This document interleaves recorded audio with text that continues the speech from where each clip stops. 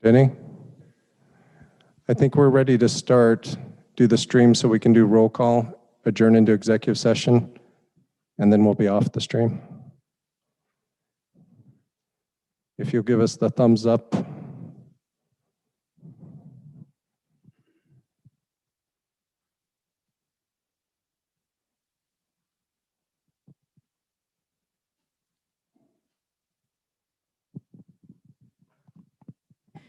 Good evening, everyone, and welcome to the City of Mason. Today is May 10th, 2021. It's time to call this meeting to order.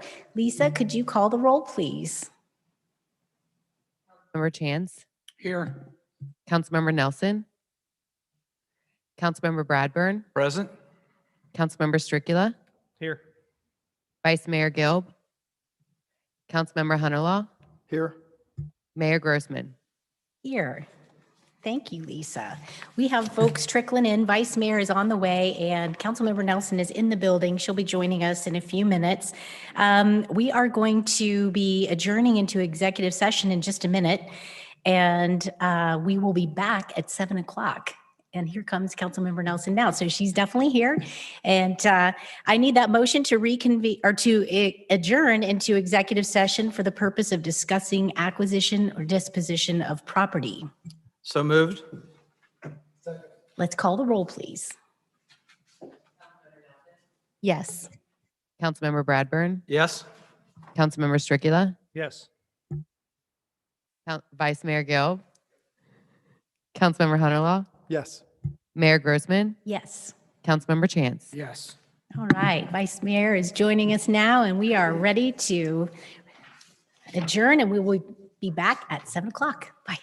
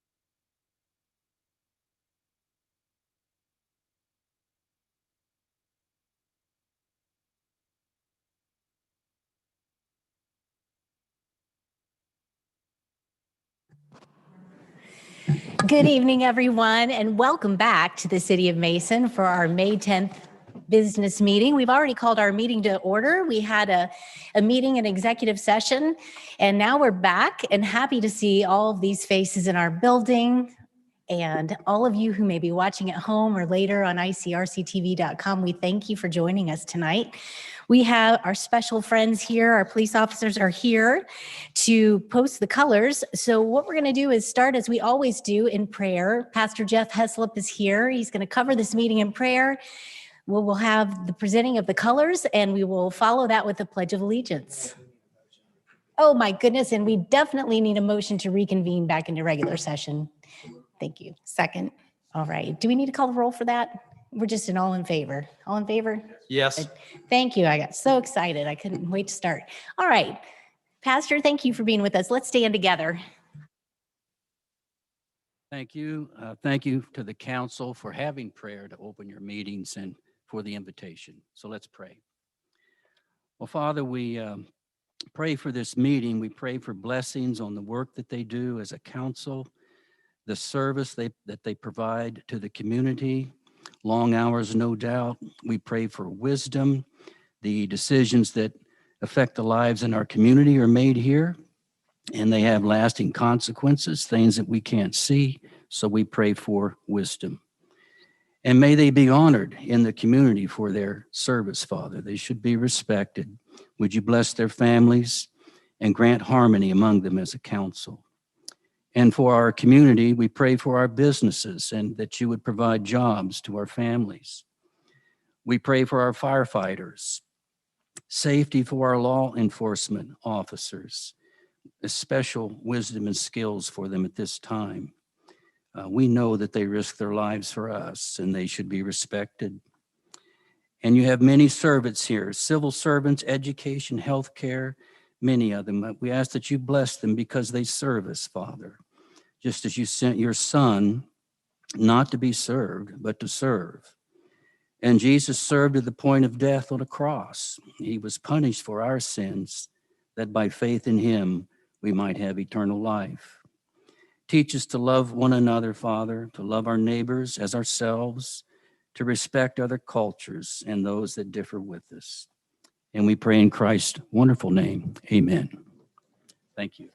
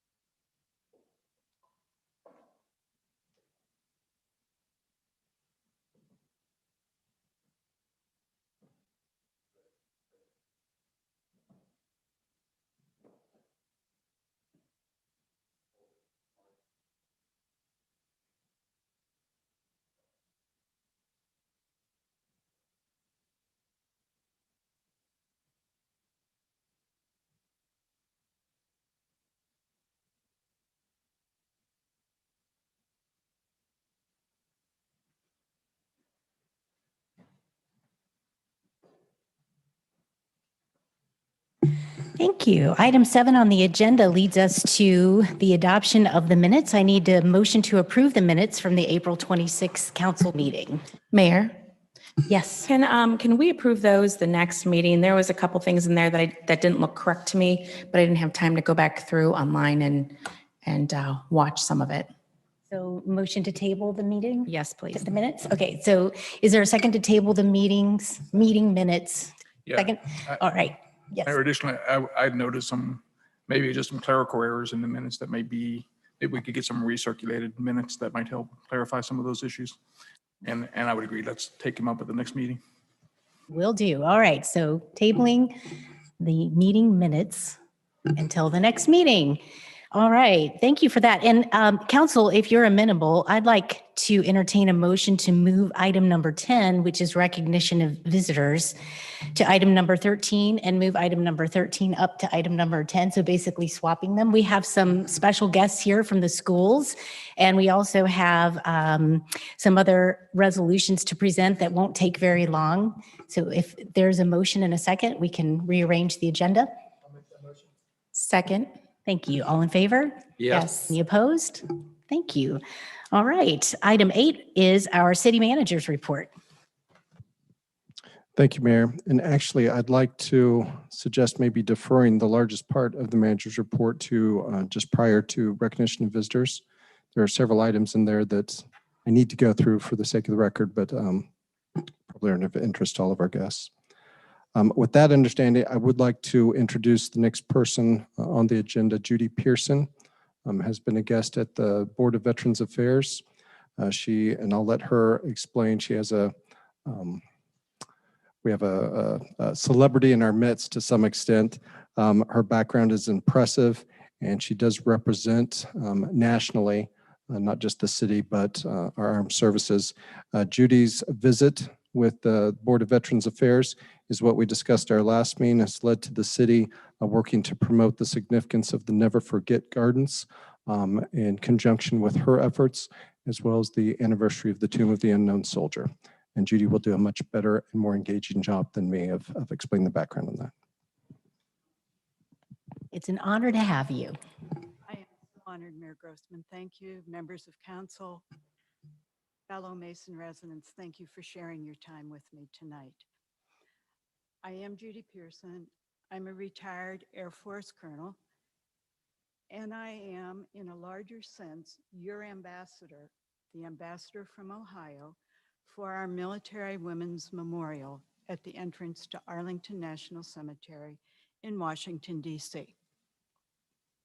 And the reason that's important is because we've signed a partnership agreement.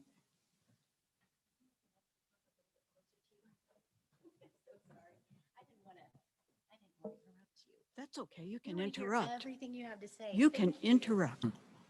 So we've signed a partnership agreement with the Society of the Honor Guards of the Tomb of the Unknown Soldier to commemorate the amazing anniversary, the 100th anniversary of the Tomb of the Unknown.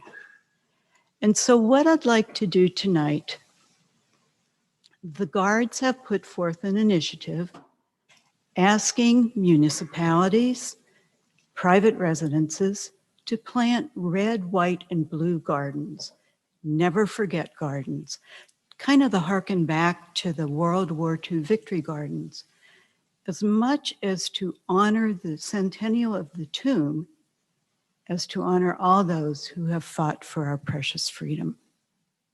So I'll take you back to after World War I, when the whole world was kind of really tired and at odds. And Great Britain and France had identified an unknown soldier, a place where their families could go and mourn their war dead. In France, he was buried under the Arc de Triomphe. In Great Britain, in Westminster Abbey. But we had nothing. In fact, most of our war dead were buried in cemeteries in Europe or buried exactly where they died. So we had no place as a common gathering point. And legislation was put forth and adopted that America too should have an unknown soldier buried in a place of honor at Arlington National Cemetery. So they exhumed the remains of 4 unidentified soldiers from 4 major cemeteries throughout Europe. The remains were placed in identical, unmarked caskets and brought to a central point in France. It was so secretive that occasionally they changed the position of the caskets so there would be no indication of where the remains came from. On the appointed day, 6 soldiers were asked to come to this place, and they thought they were going to be pallbearers. But a spray of roses was handed to Sergeant Edward Younger, and he was asked to identify our unknown soldier. He said the enormity of what he was about to do weighed so heavily on his shoulders that he went into the room where the 4 caskets were draped with American flags, and he knelt and he prayed. And then he walked around the caskets. He was all alone. He was handed a spray of roses and told to put that spray on the casket that he chose. The roses came from a family in France who had lost 2 sons in the Great War.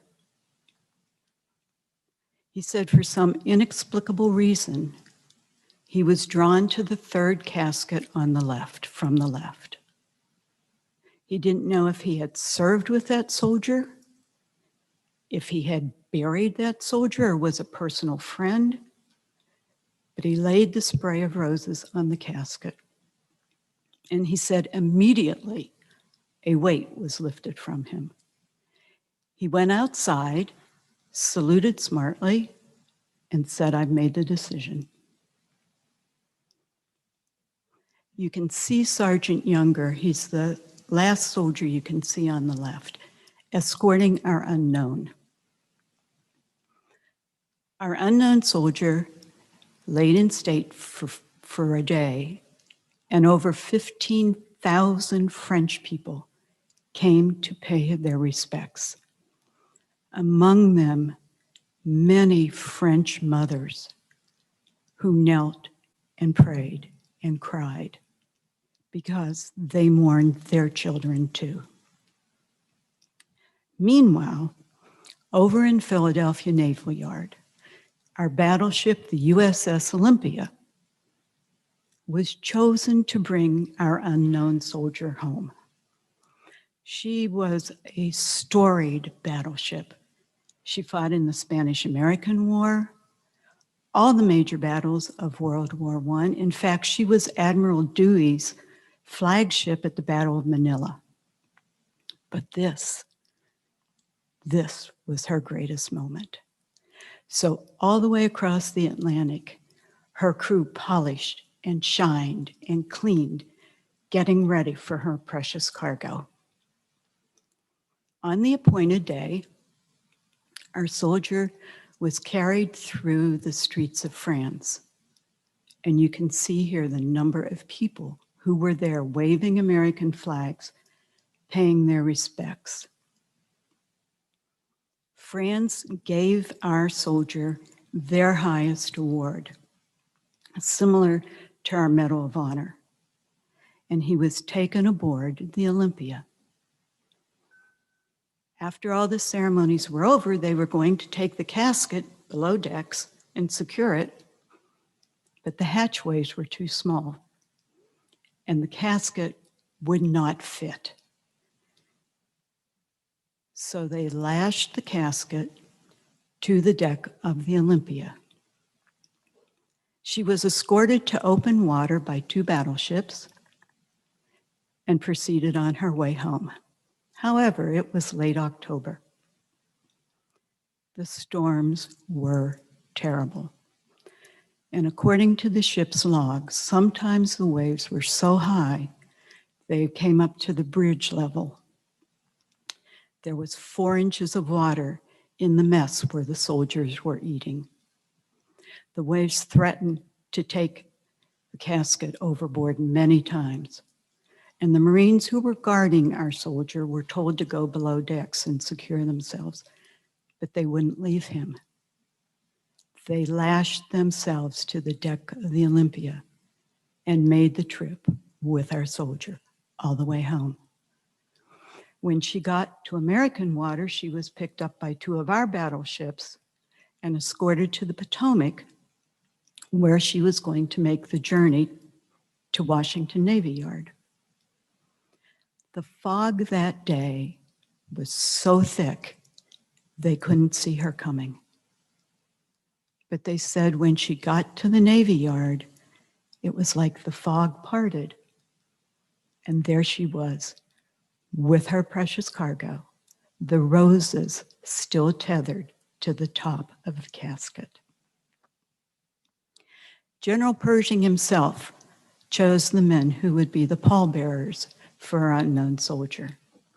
And as he was taken off of the Olympia, roses still on top of the casket, he was piped off, an honor given only to major dignitaries. The Marines who guarded him all the way across the Atlantic wouldn't give up control until the Army had him securely on the caisson, and they took over control of our unknown soldier. They took him to the US Capitol and put the casket on the bier that had held the caskets of 3 former presidents. And over 3 days of laying in state, over 90,000 Americans came to pay honor. But like in France, many of them were mothers mourning the loss of their children. On November 11th, 2021, was the day of the internment. Our soldier was put on a caisson. Every member of Congress, every foreign dignitary, all of the American dignitaries walked behind the caisson from the Capitol to Arlington National Cemetery. President Harding laid the first tribute wreath. But the story that touched our soul more than anything was Chief Plentycoos was the chief of the Crow Nation, and he was chosen to represent the Native Americans who had fought in World War I. He came up slowly to the tomb, laid his coup stick on the tomb, and then very slowly removed his war bonnet, the one adorned with eagle feathers for each of his valorous acts. He gently laid it on the tomb with the words, "This is a gift from one warrior to another." So, people came from all over because this was America's spot now. Unfortunately, some of them chose to picnic on top of the tomb. And so a guard was posted sunup to sunset to guard the tomb. In 1937, a guard was posted 24 hours a day, 7 days a week. And since 1937, our soldier has not been left alone, in spite of weather, terrorist attacks, natural disasters. He has never been left alone. A very interesting point, the weapons that the guards carry, they took a piece of marble from the tomb, superheated it, and turned it to glass. And the sights on their weapons are from the tomb. The inlaid wood on their weapons is decking from the Olympia. So let me weave this back to the Women's Memorial and bring it up to present day. This is inside our memorial at a place called our Hall of Honor. And at our Hall of Honor, it's a very sacred place where we can go to think about and honor the women who have defended our precious freedom. If you look at the end of the hall, the 3 stones that you see are called sister stones. They were quarried from the quarry at the time that the tomb was quarried. Those stones were held in reserve so that if anything happened to the tomb, if it was defaced or cracked, those stones could replace the damaged pieces. When we opened in 1997, they donated them to us. And so those stones, just as the tomb, stand in quiet honor to our fallen women veterans. And so we asked the city of Mason and all of our residents to lead the way, to plant a red, white, and blue Never Forget garden. This is a marker that you can get from the tomb guards and put on your garden or at the city. As much to honor the centennial of the tomb as to honor all those who have fought and defended our freedom. I thank you so much for your attention.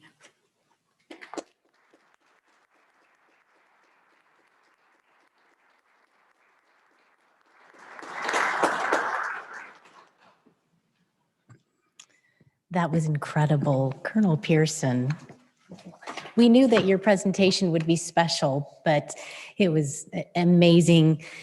Are there any comments or questions for Colonel Pearson from council? Mayor, Yes. I just wanted to say thank you. You've been kind of busy lately. I saw you last Monday too as well, presenting this, and you do such a great job. This is something that I was talking about the last meeting. Mason is going to have the Never Forget Garden, thanks to you. And so we'll keep you posted on that, as well as some pictures once we have some designs made. But Mason is very excited to have that in our memorial. Thank you. Yeah, to the mayor's point, we knew I'd be moving, but not quite like that. Thank you so much. My father's a retired colonel in the Air Force as well.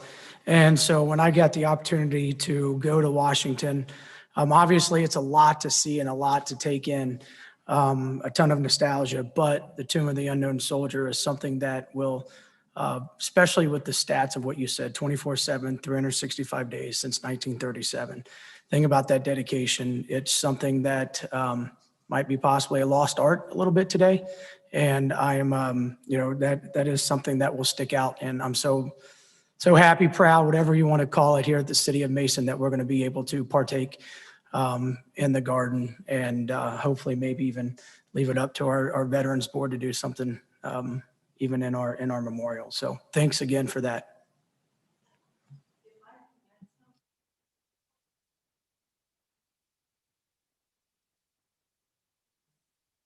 I'm sorry. If you look at the tomb, you'll see 3 more crypts beside it. On the left is World War II, an unidentified veteran.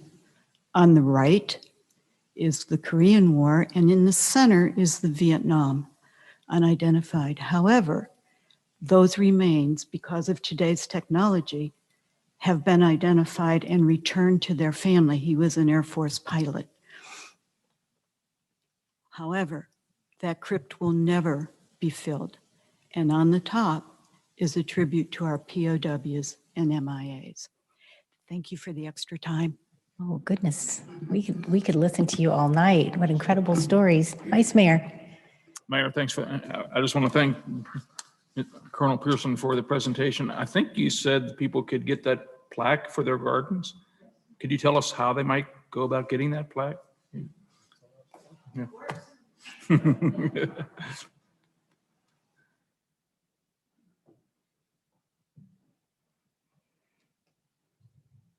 This is the plaque. As you can see, it's quite weighty. It's $122. And if you go to the Tomb of the Unknown Soldier Centennial, you can order it straight from there. It came very, very quickly. And it's really beautiful. Oh, it's gorgeous. Thanks for asking. Yeah. So Tomb of the Unknown Soldier, if we Google that with Centennial, okay. Yeah, we could probably post that on our city website, couldn't we? was just going to add, Mayor and Vice Mayor, as part of the Board of Veterans Affairs meeting, the city is both designing to integrate some of the symbolism from that in Veterans Memorial, as well as has agreed to promote that to residents. So via the webpage, some of our social media, Centerpoint, we're doing our part to try and get the word out. Fantastic. Thank you. Anyone else from council? All right. Thank you so much. Again, that was such a blessing. Such a blessing. Well, we have some other wonderful blessings to talk about today. We have item 11, Resolution 2021-9. I need a motion to read that by title only, please. So moved. Second? All in favor? Any opposed? Jeff? 2021-11, recognizing Mason City School District staff for creating a safe environment for Mason families and children during the COVID-19 pandemic. Thank you.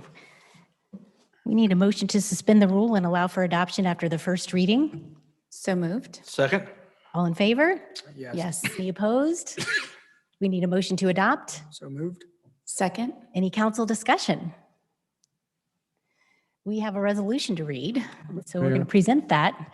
We do have Deputy Chief Tom Wenzel here Yes. from the fire department who could share some thoughts with you. Okay, so I think we've gotten a little mixed up because I think Jeff read, I think I gave the wrong number and Jeff read the correct resolution, which is on behalf of our schools. I thought we switched those. We switched our order, so my apologies because I think I read the wrong number, but we had the right title. Should we start over or do you think we're okay?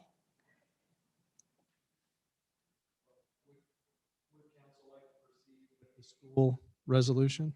Sure. That was the number that was given, and that was the one that was read. Okay. Okay. Thank you very much. That was the number that was given. Okay. Thank you so much. All right. Well, if our visitors from Mason City Schools could come up front and join us, we have a resolution to present you.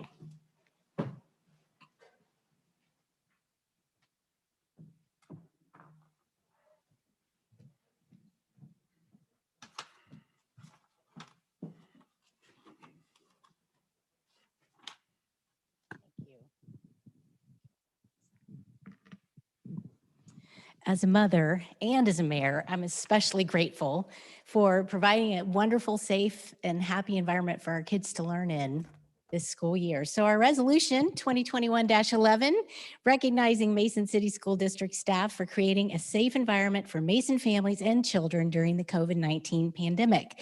Whereas on March 9th, 2020, Governor Mike DeWine declared a state of emergency in Ohio, and March 12th, he made an unprecedented announcement ordering all of Ohio's public, community, and private K-12 school buildings to be closed to students due to the ongoing coronavirus health crisis. And that part makes me sad. Should we fast forward? Let's fast forward to the good stuff. I think we'd all like that. Mason City Schools positively impacted the national quarantine standards for Mason students by tracking and monitoring the transmission of the virus from in-school contact, provided resources for mental health concerns furthered by COVID-19 restrictions, as well as other ongoing mental health issues.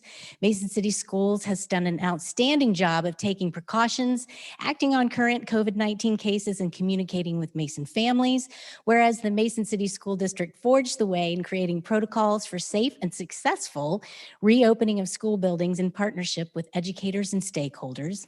Whereas Mason City School recognizes and congratulates Mason City School Board, or Mason City Council recognizes and congratulates the Mason City School Board, Superintendent Jonathan Cooper, principals, administrators, teachers, custodians, bus drivers, cafeteria, and other staff for creating a safe environment for our Mason families and children, leading the way to a safe reopening of in-person learning. And whereas establishing in-person learning and allowing parents to return to work positively impacted the economic growth, sustainability, and health of the community. And whereas Mason City Council congratulates and thanks the Mason City School District on successfully completing a school year educating Mason students, as well as keeping students and staff as safe as possible throughout the pandemic.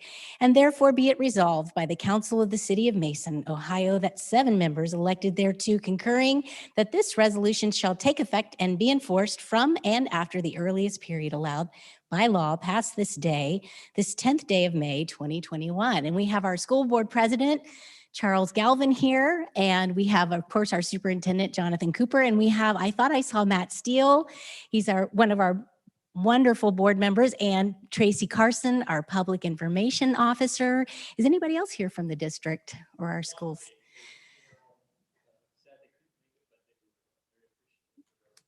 Okay, thank you, Charles. And I will give you this if we could just keep schools open another couple of weeks. I'm not ready.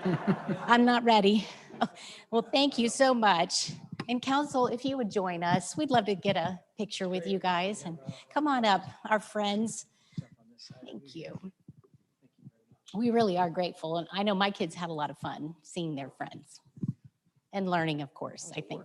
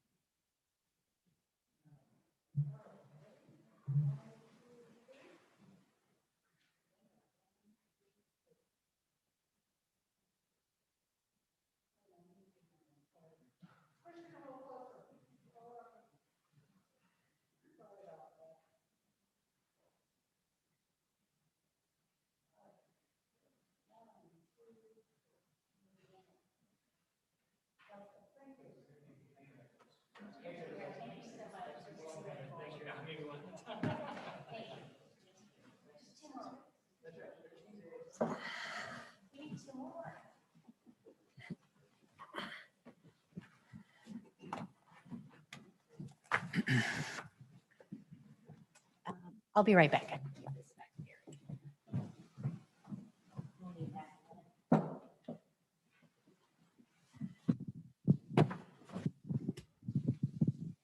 Thank you. Okay. All right. That was fun. I just wanted to point out, I wanted to thank Councilmember Stricula for bringing that. He brought that idea to us in the safety committee in terms of doing a recognition of the school. And I wanted to thank him for bringing that to council. So thank you. Thank you so much. That was a great idea. They definitely deserve to be recognized. They worked very hard this school year. All right, now we're at item 12 on the agenda, right? Or item 11? Perhaps. These things get misnumbered. I think we are on item number 11, Yes, resolution number 9. thank you. Resolution 2021-9. I need a motion to read that by title only, please. So moved? Second. All in favor? Yes. Any opposed? Jeff? Resolution 2021-9, proclaiming the week of May 16th through 22nd, 2021 as Emergency Medical Services Week. Eric? I think Tom Wenzel is now ready to come up and give us some wisdom. Deputy Chief Tom Wenzel from the State's Fire Department.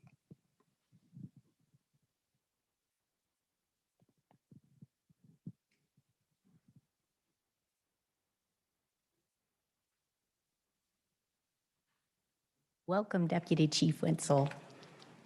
Good evening. Thank you, Mayor. Thank you, Council. Tonight, this is a resolution before you to proclaim the week of May 16th through the 22nd, 2021 as National EMS Week. All members of the Mason Fire Department are dual certified fire and EMS professionals. 98% of the department's staff are state certified paramedics, the highest level of pre-hospital EMS training available. During EMS Week, we take the time to recognize the EMS professionals on the front lines, a recognition that is even more relevant in 2021, given the challenges of last year. EMS Week will be celebrated May 16th through the 22nd. Each year, there's a theme. So this year, the theme's going to be, this is EMS, caring for our communities. EMS Week is an opportunity to recognize the contribution emergency medical service agencies make to the quality of life throughout the community. Hospital emergency personnel, emergency physicians, nurses, and educators, along with community emergency service providers, contribute to an emergency medical system that promotes the city's values of wellness and protects the safety, health, and lives of Mason residents and visitors. City Mason Fire Department provides emergency medical services to the residents of Mason. Last year, the city's emergency medical providers responded to 2,866 emergency medical calls for an average of 8 EMS calls a day. EMS makes a large portion of the call activity for the fire department. Increased call volumes over the past several years allowed the city to conduct a pilot program and place an additional ambulance in service during peak demand times in September of 2020. Early returns indicate that this program has been successful in reducing response times and improving patient care. Staff members are committed to a rigorous training schedule and follow responsible protocols to make sure the residents and visitors receive the highest level of pre-hospital emergency medical care. Our EMS professionals also work hand in hand with our colleagues in the hospitals to make sure the residents and visitors continue to receive top-notch care in the hospital setting. Along with emergency response, other medical services provided by the department include CPR training, educational sessions for injury prevention, and promoting safety awareness through employee wellness programs and other community-wide initiatives. We thank you for the support that you provide to us that allows the department to provide a hallmark city service. Resolution 2021-9 is recommended for adoption. Thank you so much. We need a motion to suspend the rule and allow for adoption after the first reading. So moved. Second. All in favor? Yes. Any opposed? We need a motion to adopt. So moved. Any council discussion or questions? We sure are grateful for all you do. We couldn't live without you, really, literally. We couldn't, I mean, you're so critical to our community. So we thank you. And it's our pleasure to honor you this week with this resolution. Ma'am, Yes. I just got a quick question. You said 98% were dual certified? Is it, right. Yeah, state level. Is that typical? It varies from agency to agency. That sounds awesome. The city has done a great job to get us to that level. We required of everybody we bring on and everybody we hire to be certified, or we train them. To be certified firefighters and EMTs. Yes. Thank you. Thank you so much. All right, Lisa, let's call the roll. Councilmember Bradburn, Yes. Councilmember Stricula, Yes. Councilmember Hunterlaw, Yes. Vice Mayor Gilb, Yes. Mayor Grossman, Yes. Councilmember Chance, Yes. Councilmember Nelson. Yes. Item 12 on the agenda is Resolution 2021-10. I need a motion to read that by title only. So moved. Second. All in favor? Yes. Yes. Any opposed? Jeff? Proclaiming the week of May 9th through 15th, 2021 as National Police Week and May 15th as Peace Officers Memorial Day. Eric? Thank you, Mayor. We have Chief Carter here, both to discuss the department as well as we have some acknowledgements within the police department that he'll lead us to.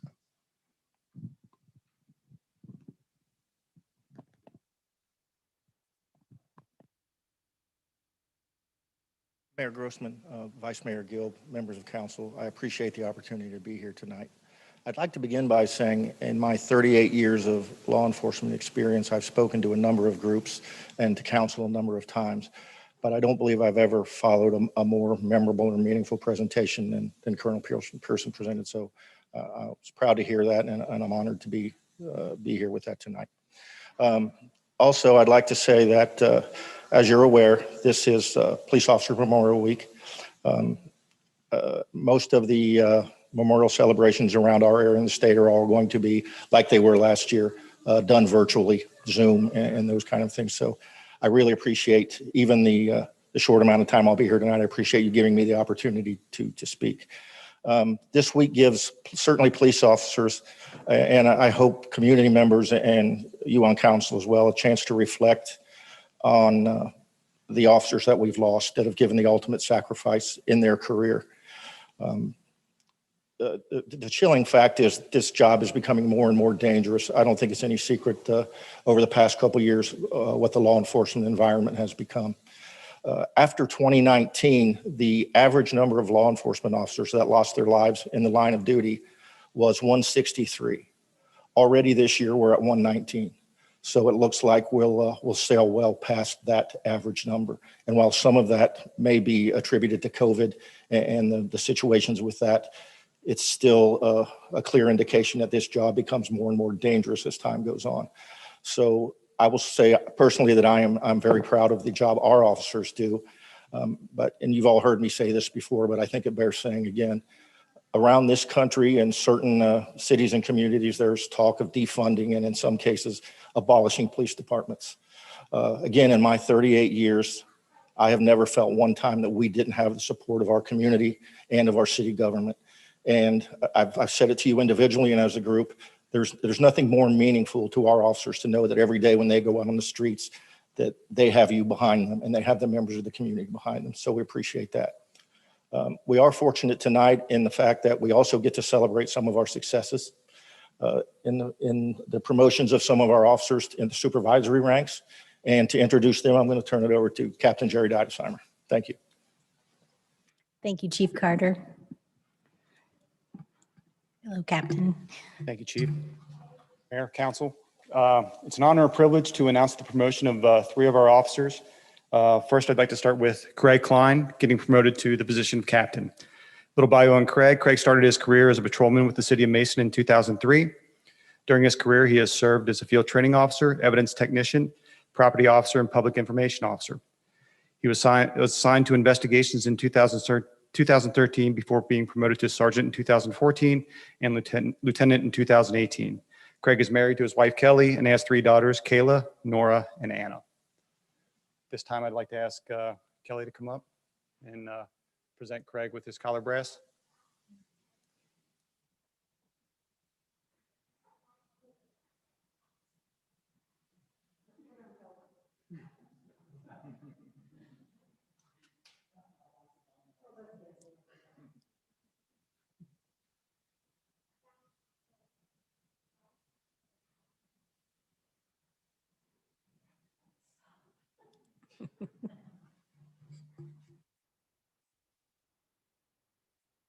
Congratulations.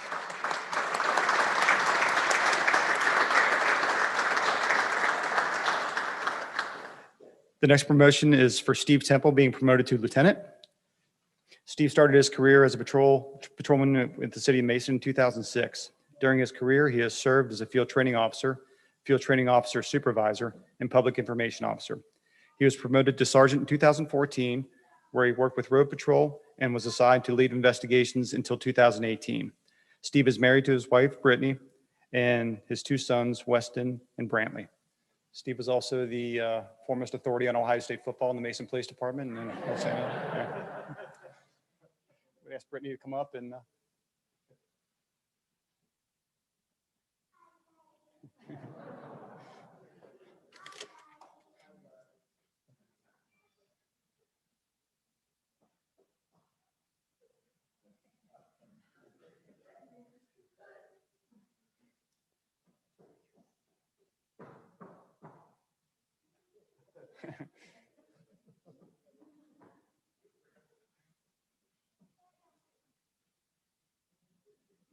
congratulations, Steve.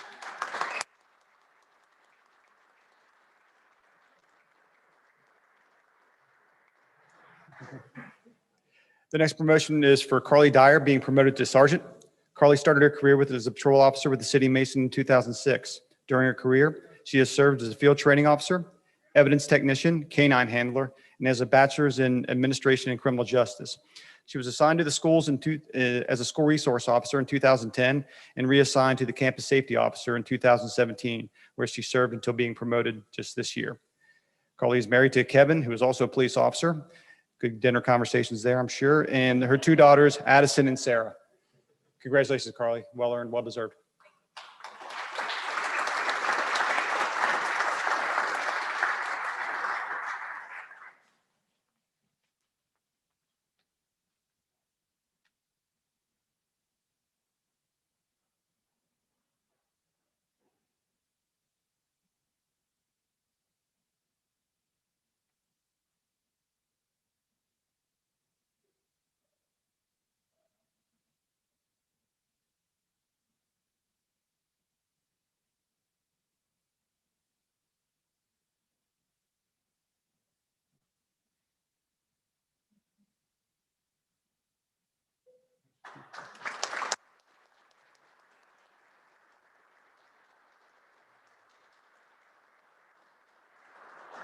Congratulations, guys. It's an honor working with you. It is.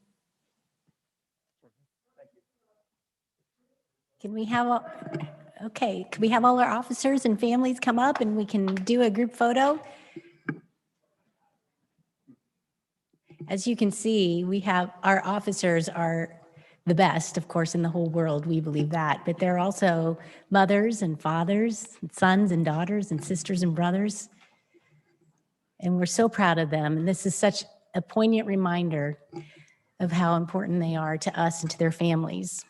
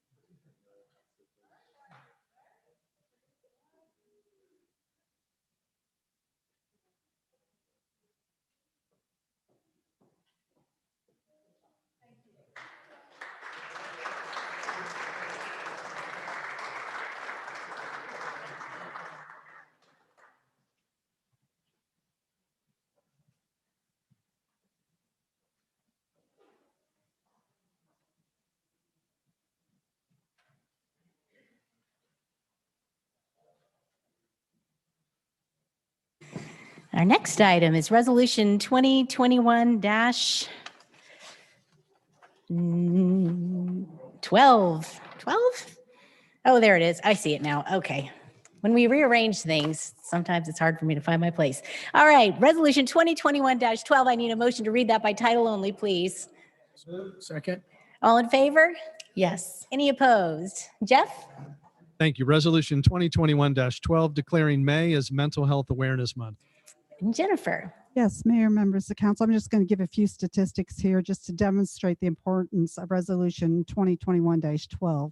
1 in 5 U.S. adults experience mental illness each year. 1 in 20 U.S. adults experience serious mental illness each year. 1 in 6 U.S. youth ages 6 to 17 experience some type of mental health disorder each year. 50% of all lifetime mental illness begins by age 14 and 75% by age 24. The COVID-19 pandemic has had a profound impact on our world, including increased mental health issues for individuals of all ages. Yet estimates suggest that only half of people with mental illnesses actually receive treatment. Resolution 2021-12 is intended to highlight mental health innovation, treatment, and education that is happening throughout our Mason community. The Mason community is fortunate to be home to Clarigent Health, Myriad Neuroscience, and Leonard Center of Hope. These companies are forging new technology for better understanding, treatment, and education of mental health disorders that are significant for the overall well-being of our residents and business. Mason's community amenities, combined with strong economic development base, provide many of the key components to overall physical, social, financial, workplace, and societal well-being.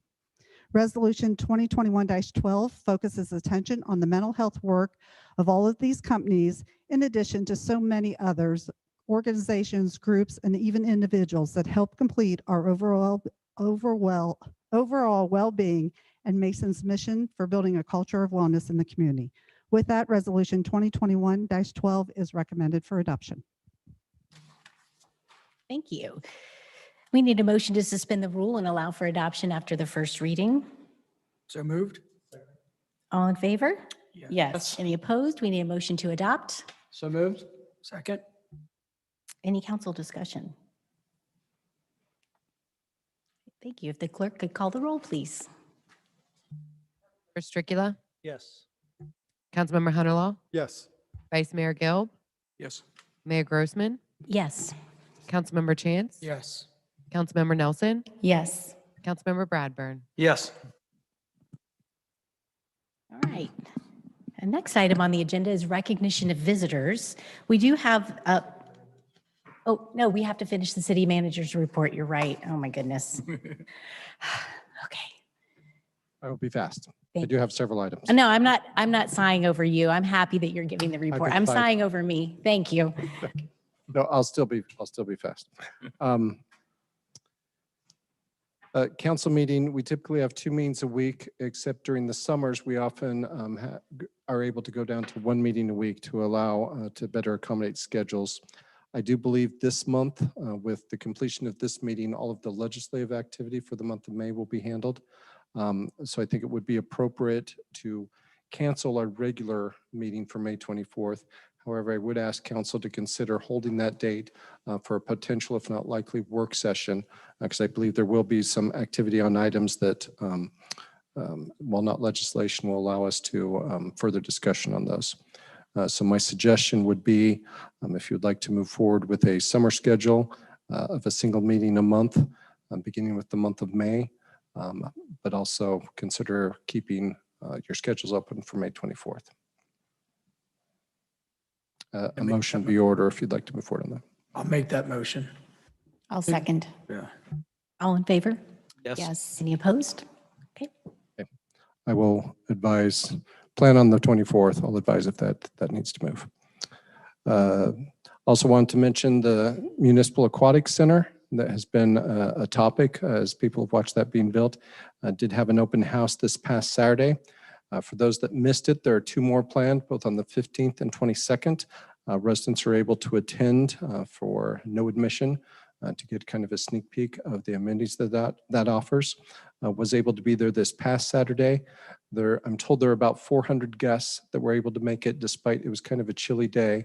The children I was with did not notice though, because while it was chilly outside, the water, and this is worth remembering for those residents, is heated. Unlike the previous pool. So the water was 86 degrees and they had a great time, those that were there. It will open for the season beginning Memorial Day weekend. It'll be open from 11 a.m. to 7 p.m. Starting Saturday, May 29th. And then it's will be open through Labor Day weekend. A reminder that Mason City tax returns are due Monday, May 17th, so a week from today.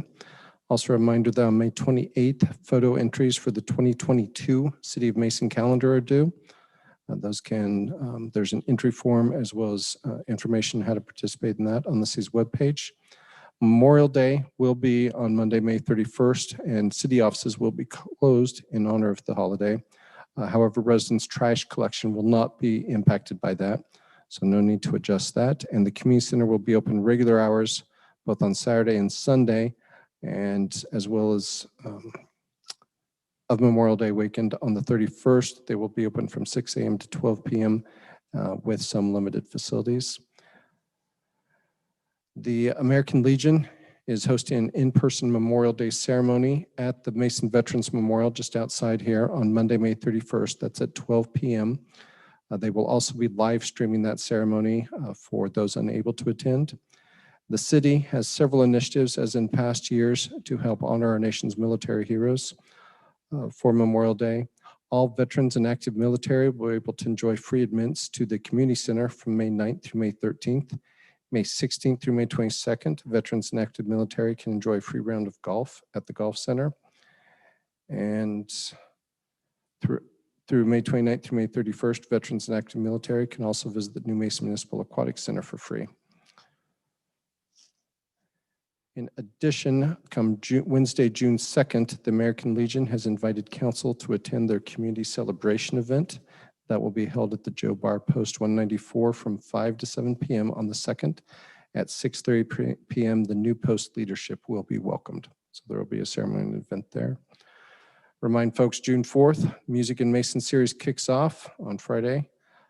8 concerts are scheduled at the Downtown Plaza this year, in addition to the July 3rd downtown block party, sorry. The Warren County Municipal League is holding their June 9th dinner meeting. The city is helping host that at the City of Mason Golf Center. The speaker will be J.D. Vance, who is the author of Hillbilly Elegy. Please let Jennifer Kinder know if you plan to attend that. I also have 2 liquor permits. Both are for Nishi Liquor LLC, doing business as Giant Liquor. The first is somewhat unique, is a liquor agency contract, so it's not for any specific permit class. A liquor agency contract is essentially where they sell a higher proof and a higher end beverage on a commission basis with the state liquor agency. So unlike the classes that you're accustomed to, this is a little bit more unique situation. However, the city does have an opportunity to either request a hearing or not request a hearing, and to do that via motion. I'll make that motion. Not to request. Not to request a hearing. I'll second that. All in favor? Yes. Yes. Any opposed? Next is also with Nishi Liquor LLC, is for a C1, C2, and D6. That is beer only in original sealed containers for carryout only until 1 a.m. Wine and certain prepackaged mixed drinks in sealed containers for carryout only until 1 a.m. And sale of intoxicating liquor on Sunday between the hours of 1 p.m. and midnight. And again, council can request a hearing or not request a hearing and do that via motion. I'll make a motion. Not to request the hearing. Sorry. Second. All in favor? Yes. Any opposed? And last, I do have one guest who was able to make it tonight. Would like to introduce her and then maybe follow that with recognition of visitors.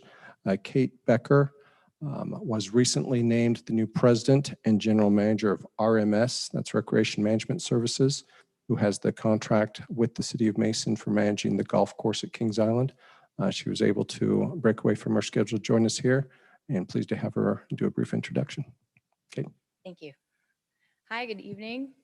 As Eric said, my name is Kate Becker, and I am the new president of Recreation Management Services and general manager of the Golf Center. Before diving in, I just want to say thank you to council for your time tonight. I will try to keep it brief. I know you still have a lot to do. Eric, Jennifer, Kurt, Chief Moore is not here, but a big thank you to you all as well for fielding my questions over the last month and a half. You know, it's been a big, exciting ride, and I appreciate your support.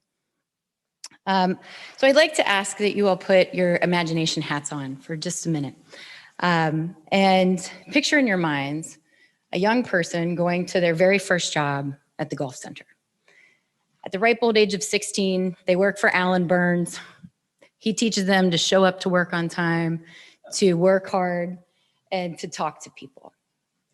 And over the course of the next few summers, that young person gets to work at the LPGA Tour, at the seniors tournament, at the ATP, and then they graduate to the Bev cart. Fun time. And that summer, and the summer before their junior year of college, that person makes enough money to pay for a study abroad in Europe for a semester. And then life takes that person on a 20-year journey in a completely different direction. And then this past spring, that person is asked to step into the role of president of Recreation Management Services. So I've asked you to put on your imagination hats and imagine my story. And the reason I have asked you to do that is because I believe in the Golf Center. I believe in its value and its opportunity for the city of Mason, so much so that I left a 15-year career in the arts to dive headfirst into golf and recreation management. So to fill in that 20-year period, I was previously the chief culture officer of a branding and design firm. And my consulting practice focused primarily on municipalities, on nonprofits, and on economic development and community development agencies. I'm sorry, I'm getting a little nervous. But anyways, in that role, I helped my clients develop communication strategies and engagement strategies that help them create brands that connected with the communities they served. And it created a sense of destination, furthered a sense of place and belonging in those communities. And prior to that, I was the public art director for the city of Covington. In that role, I managed a municipal arts initiative as part of the economic development department for the city. I I maintained a state level certification as a cultural district and oversaw a steering committee that was composed of all of our arts, culture, and entertainment venues in the city. We had a collective operating budget of approximately $7 million, and we attracted 2.1 million people to the city annually. So why this matters is because suddenly you have someone at the helm of RMS who understands the value of an incredible story and can align that story with the city's economic development goals and its marketing and communication objectives. So over the course of the next 3 years, or 3.5 years, throughout the duration of our contract with the city, we need to focus on strengthening and renewing our relationships with our important stakeholders. We need to open lines of communication so that our messaging is aligned internally and externally so that we have integrity in those relationships. Secondly, we have to focus on top line growth. We have to offset our operational deficits in order to become a viable and sustainable operation. And lastly, we have to provide superior customer service throughout the entirety of our guests' experience. So in closing tonight, I would like to just point out 3 opportunities that I think are really exciting. The first are the investments that the city is going to make in our irrigation and our bunkers.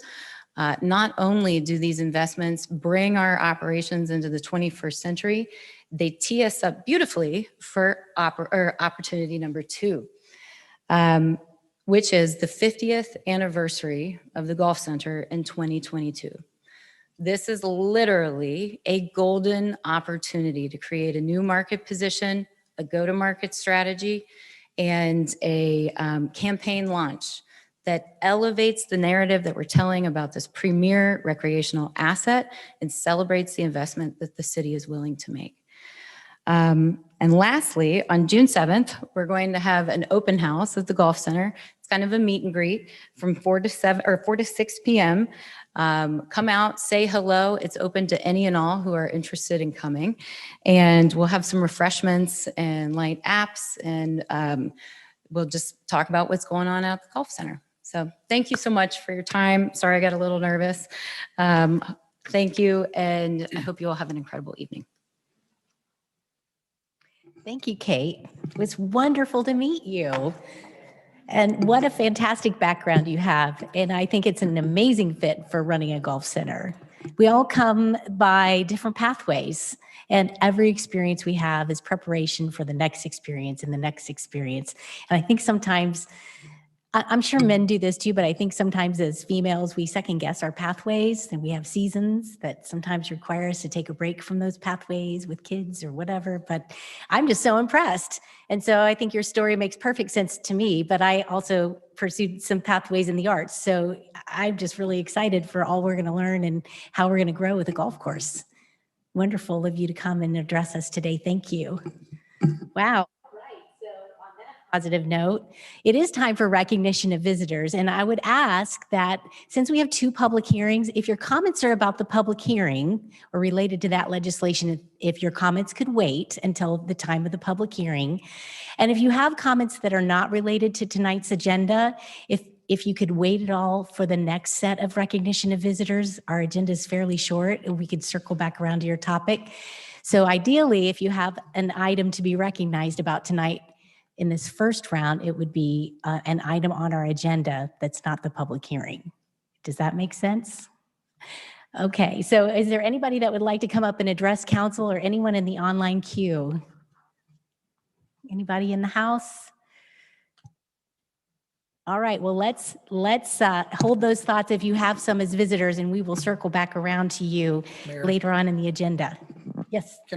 Since it was kind of recognition of visitors, but Kate, talked to a few people out there, and it's like there's a breath of fresh air. And we view that golf course as an heirloom. And that imagination brought me back. I used to watch my papa, who lived in North Carolina, would come up every year and take me to the seniors event. He loved Lee Trevino. So I think I started when I was 6 or 7, and every year till probably 92, because he got sick in 92 and he wasn't able to come up. But that imagination took me right back to that. And again, that is something that I am extremely excited about. And getting a breath of fresh air is I think exactly what we needed out there. And, to the mayor's point of your background, I think it's just going to breathe life into that place. So thank you. Thank you for coming up tonight, introducing yourself. And I think collectively we can all say we're pretty darn excited to see where we can take this thing. So thank you again. Mayor, I want to echo what Councilmember Chance just said. As the chair of the Wellness Committee, which includes the golf course, I look forward to working with you. I hope we can get some time to get together soon. It is a breath of fresh air to be able to hear what your optimism and your vision and what we all have here, what we're wanting to see done, not just to bring the life back into it, you know what I mean? But my biggest concern that I brought up that I caught a lot of hot water for was the budget. I mean, it's been killing us here as a city, and I wanted to see how we could fix that.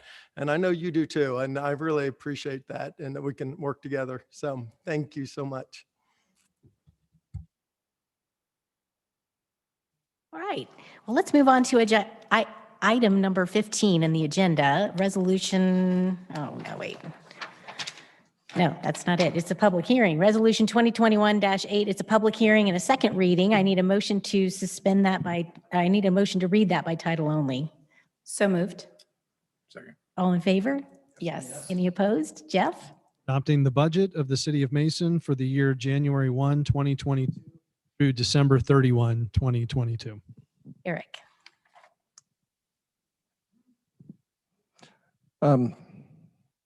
I'm sorry, cut me off guard. The difficulty with resolution 2021-8 is we always announce it as the budget for the following year, and that's what it is not. What this is an exercise to justify receipt of local government monies. So it's very procedural. This does not set out the city's spending objectives or targets for the following year. It simply is a very initial step to help justify some of the local tax revenues being returned to the city.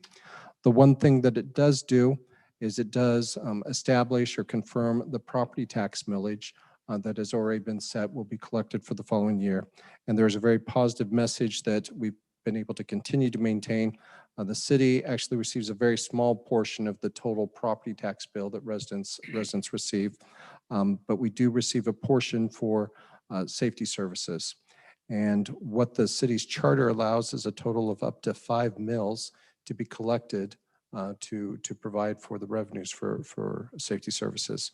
The rate that is established through Resolution 2021-8 and the tax budget process will remain at 4.4 mils. There may come a time when that needs to be increased, but especially with increasing operating expenses, but with some wise management as well as the growth of earnings tax revenues, that is the second mechanism here, we're able to maintain that 4.4 millage. That's obviously below what is allowed by charter. It's also below what the previous 5 mil had been before the charter amendment, and it remains lower than the effective rate as well as lower than amounts levied by neighboring jurisdictions. So we remain proud of that, even though the ability to continue to maintain that indefinitely is not certain. With that, the city's 2022 formal budget process will begin later this year. As always, this simply initiates that and allows us to justify the receipt of those dollars. It is recommended for adoption. All right, I'm going to open the public hearing time. It is now 8:15. Is there anyone who would like to be recognized for or against the passage of Resolution 2021-8? Anybody online? Okay, nobody's raising their hands online. Let's give it 1 minute.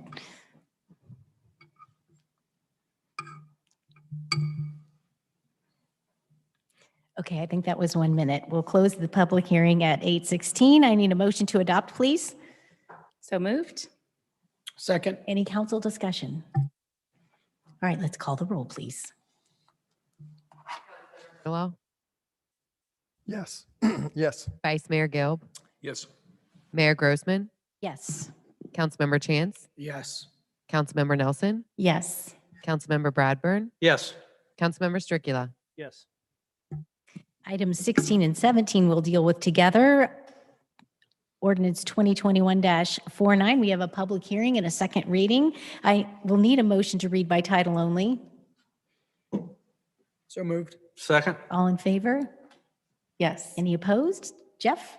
Approval of a revised concept planned unit development plan for the Mercy Health Medical Campus, generally bounded by Kings Island Drive, Kings Mills Road, Columbia Road, and Wilson Avenue. Mercy Health. Kurt? Yes, thank you, Mayor and Council.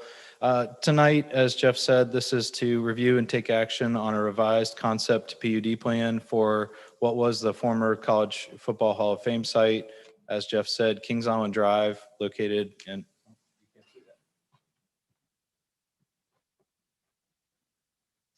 now you can see it. Okay, so Kings Island Drive, located on this side of the site, Kings Mills Road on the north, Columbia Road on the east side of the site, and then Wilson Avenue on the south side. Existing zoning is already business PUD, and this is a revised PUD plan. The proposed plan is a Mercy Health Medical Campus. It's a 32-acre site. The proposal is for acute care hospital, 156,000 square foot, 4-story building kind of in the center of the site here. And then an attached medical office, which is a 3-story, that's this number 2 here, and a future phase medical, 45,000 square feet, kind of in the southwest corner of the site. And then another future professional office, which is a smaller 1-story, potentially a 3,500 square foot medical professional office on the northeastern portion of the site. The hospital is planned to have 60 beds and would provide 24/7 emergency services, inpatient services, including intensive care, ICU, surgical and endoscopy services, imaging services, and more. The site development plan, as shown, has a little bit less parking than our standards require, but based on Mercy's extensive knowledge on similar facilities, staff is more than comfortable with the parking shown. Again, this is a concept plan, so it is there is a lot of details to be worked out between this concept plan and the final plan, including things like a traffic impact study.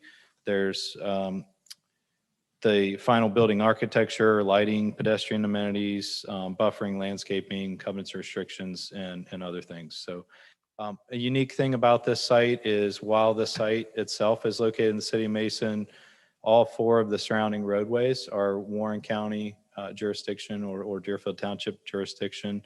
And so we're working with the Warren County Engineer's Office on comments back from the traffic impact study that Mercy is performing for the site. So with that, Planning Commission recommended approval at the April 6th Planning Commission meeting, and ordinance 2021-49 is recommended for adoption, and I'll answer any questions that you have. Mayor? Yes, I have a question for him. So number 11 right there, it states bulk oxygen storage yard, and it's right across from the high school. Are there any concerns about what would happen if that exploded, being so close to the high school? I don't know if the applicant is here, and I think that may have just between the concept and some of the iterations after Planning Commission, that may have moved, I understand, a little bit to, so I don't know if you want to address it. The same place? You have concerns? You want to address it? No. I thought it would be nice if our representatives could come up and talk us through some of the community engagement and the process that you went through and some changes that developed because of that engagement. Thank you.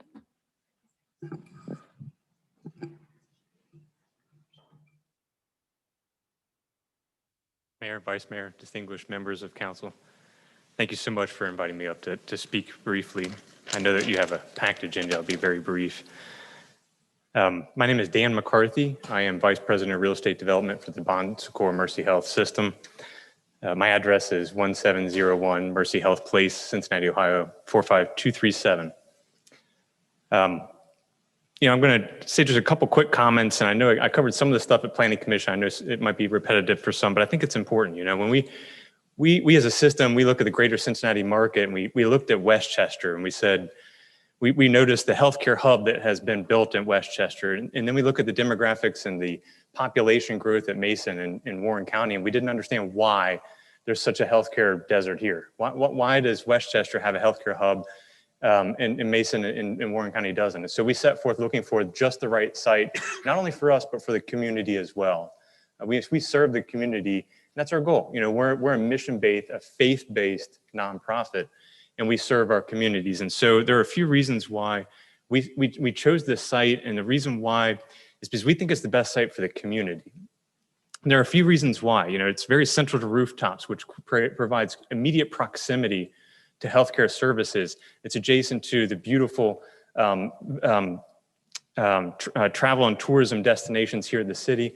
And it's co-located with a 24/7 emergency services so that you have a centralized 24/7 emergency services. You can actually notice that we've co-located our emergency room in the helipad immediately adjacent to the Deerfield Fire Department. That was intentional.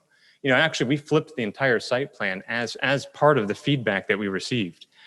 And actually, to speak about that feedback, we believe that we did a substantial amount of outreach. We've met with the school systems, with both Deerfield and Mason fire departments. We've had numerous meetings with them to collaborate and work together with them. And we're actually going on down a path of collaborating with school systems in various opportunities for volunteerism, both with the school and with the school into our hospitals as well for education-based services. We voluntarily sent mailers to a radius around, I think it was a 1/4-mile radius around our project site, and during the pandemic held a neighborhood meeting remotely so that we can share these plans and gather feedback. And so we incorporated that feedback. We did a number of things. We had outlots lining Kings Mills originally, which actually helps the pro forma for a nonprofit. In times of construction costs, if you're in my industry right now, it's a nail biter. But we felt that it was the right move. And we did that in order to open up visibility and light through our campus and around our campus. You'll notice that we shifted. Originally, the entire hospital campus was shifted up against Columbia Road. And we elected, with our civils here as well, we shifted it central to the site because we wanted to make sure that it didn't feel imposing, pushed right up against the right-of-way, if that makes sense. And so we have it more open and more light. We actually have a glass atrium centered, and it's actually, if you notice, it's right where there's where the number 1 is in the middle of our site. That's a glass atrium where you can look directly through the axis and see a courtyard behind it. That was intentional. We did that so that when you're at the intersection of Kings Mills and Kings Island Drive, you can see directly through our building block to light and green space on the other side. We did this all intentionally to make sure that our campus feels open, light, and doesn't feel compressed and pushed right up against the right-of-way. And so with that, I would just like to say, I wanted to thank you. I have an opportunity to attend a lot of these meetings, and just sitting here, I was thinking, there's a sense of community here unlike any other. So I just want to thank you for the partnership, the collaboration, and all the goodwill that you have shown us. We've learned a lot through this process, and we look forward to continuing to build on this partnership. We'll be available for questions. Thank you. Thank you so much, Dan. Do any council members have any questions for Dan? I just have one comment. Yes, and then we'll follow with Councilmember Bradburn. Go ahead. Okay, I just want to say this is beautiful, and we're really excited to have this in Mason, and thank you for choosing Mason as the spot. It's gorgeous, and I can't wait to see it when it's finished. Thank you for investing in us. That's fantastic. Thank you so much. In regards to the question that came up on the bulk storage of oxygen, oxygen is not explosive. It supports combustion. So I think I laid Councilmember Nelson's fears in regards to that. So there's no problem in that location. Thank you so much. And I don't know if you got an engineer here that wants to go over that or not, but I will quickly say that we do follow all regulations that are required of us. Yeah. Jose Kesterholm with McGill Smith Punch, and I'm actually a landscape architect, so I'm working Lamplin, but our team of engineers We do know that there's some safety distances, so we separated the bulk storage. I believe it's a 40-foot setback, so that's why it's located on its own little island, but it's away from structure. So we did follow those regulations, and that's the location that we chose, that we thought was the best for access and for safety. Thank you, Jose. Mayor, Yes. I just want to say it was a great presentation. We enjoyed it during Planning Commission too. And we're excited to have this in Mason. We're glad you chose to come here. And I love the idea, kind of where you got the glass where you can see through, kind of, for me, reminds me of the Red Stadium where they took a notch out and you could see right down through. You know what I mean? That's exactly right. It makes it a little more personable. So I'm excited for it. Thank you. Anyone else? Okay. I hope we don't need your services, but if we do, it's really going to be wonderful having you right here in our community. Let's open up the public hearing. It's now 8:27. And so this is the time if someone wants to comment for or against ordinance 2021-49. This is the time to come up and approach us. Yes, sir. Come on up. We'll state your name and your address, please.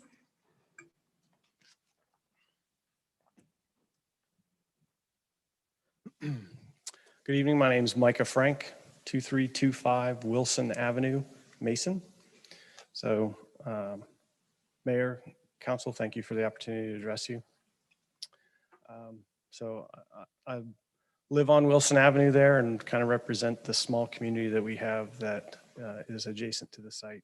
So I brought up some concerns at the planning meeting to ask for consideration and incorporation in the plans as they move forward. What I'm unclear of, and if I missed something, I apologize, but for the revised concept that was post-engagement and community feedback, I'm uncertain as to what changed.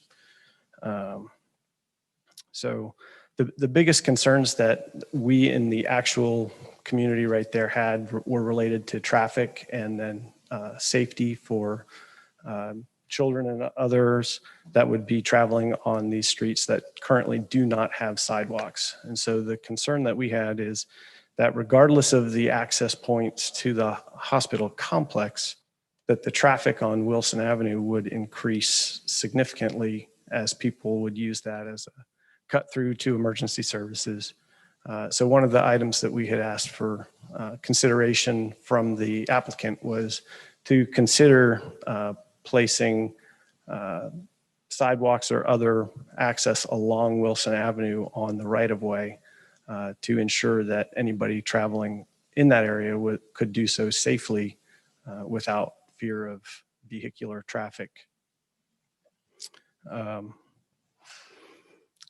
So I guess I would ask the question back on if there was any incorporation or planned incorporation of those safety concerns and or commitment to making road improvements by the applicant. I did communicate with and have talked with Warren County, who has the responsibility for the roads. You might be surprised that road improvements are not in their budget and are not planned or would be performed for a period of at least 3 to 5 years, even if they received new grants as of today. So that is an issue that would occur and not be resolved until after this new facility was opened up and operating. So those are the concerns, again, from the immediate community. And I'd ask that prior to moving to a final plan or incorporation that's considered, or if there's some actions that are planned to be included. So, thank you. Sir? Thank you. Tony, do you have a question for Mr. Frank? To the gentleman, and maybe we can answer this question. Wilson Avenue, is that in the city limits? It is not. That's what okay, that was my understanding. Yeah, and if you guys can see at the bottom of the screen, there's that residential area, Wilson Avenue. And while there isn't an inlet or exit into the development, the concern is that people will be using Wilson Avenue that wouldn't normally use it, correct? To get access to the hospital. And Dan, do you have anything you want to say to address that, or Jose? I don't know where we left it after Planning Commission, because I'm hearing you bring that up, and this is consistent with what you mentioned at Planning Commission. And yeah, come on up, because I'm not really sure how to respond, but I'm glad you brought it up.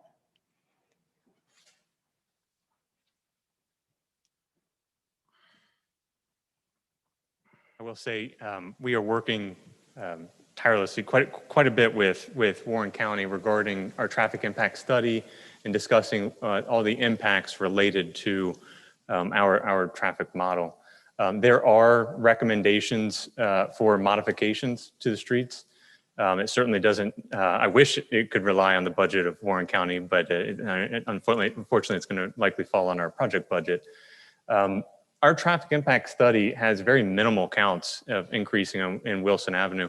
In fact, our original plan had an outlet, and you can actually see in the trees where the outlet used to be connecting to Wilson Avenue. And that was one of the modifications that we made, was to eliminate that connectivity into Wilson Avenue because of the increased traffic counts on Wilson Avenue. That was a modification to the traffic impact study, and we did have counts that actually discharged onto Wilson Avenue when there was a connection. Now there's really, if you work through the logic path about why somebody would take that maneuver, based on our development, those traffic counts are very minimal. And it was for that reason that we did not include any recommendations, or we can't recommend any recommendations. Our traffic engineer, certified traffic engineer, would make those recommendations. They did not recommend any mitigation techniques due to the significantly minimal counts.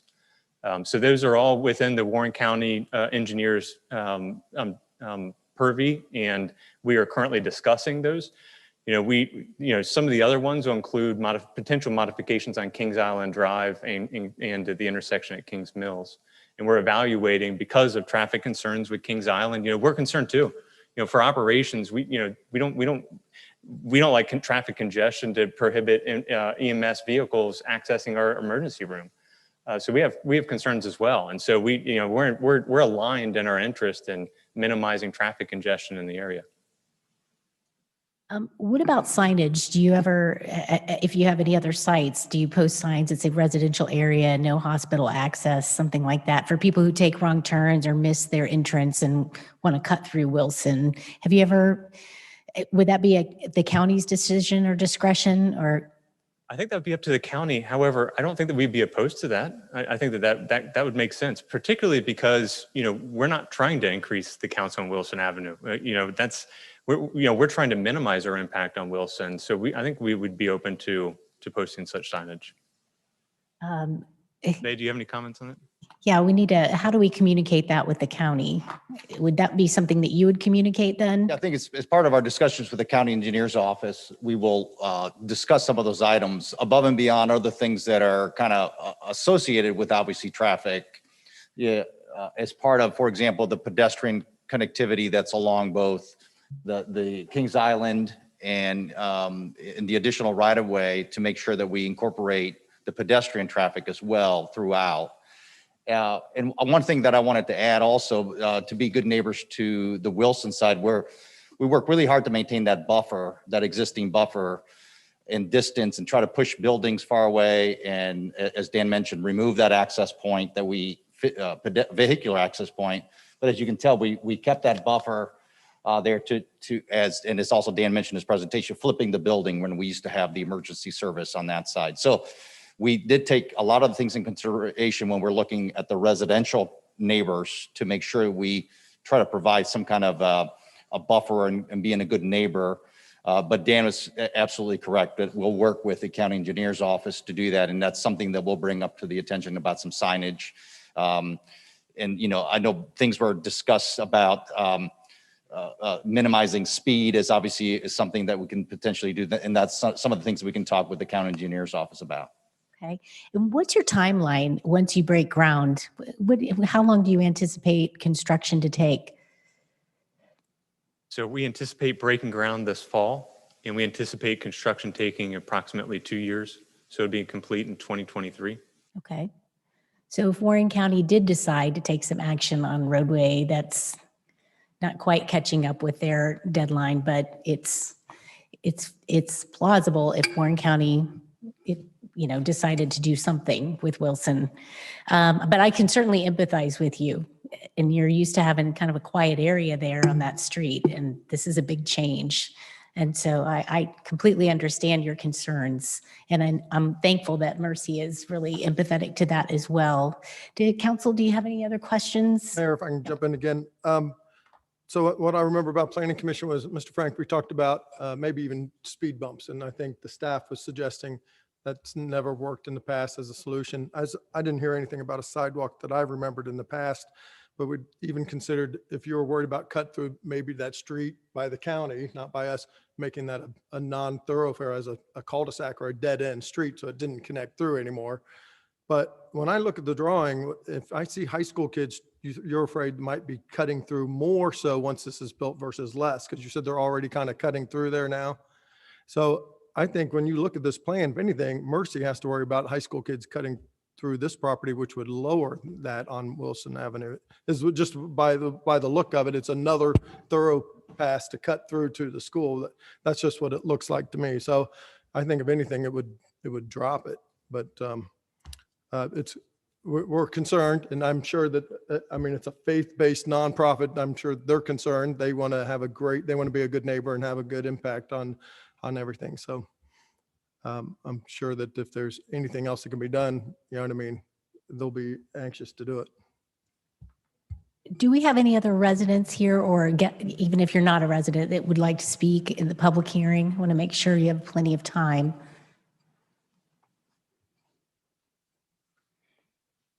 Anybody in the online queue? No? Sir in the back, come on up.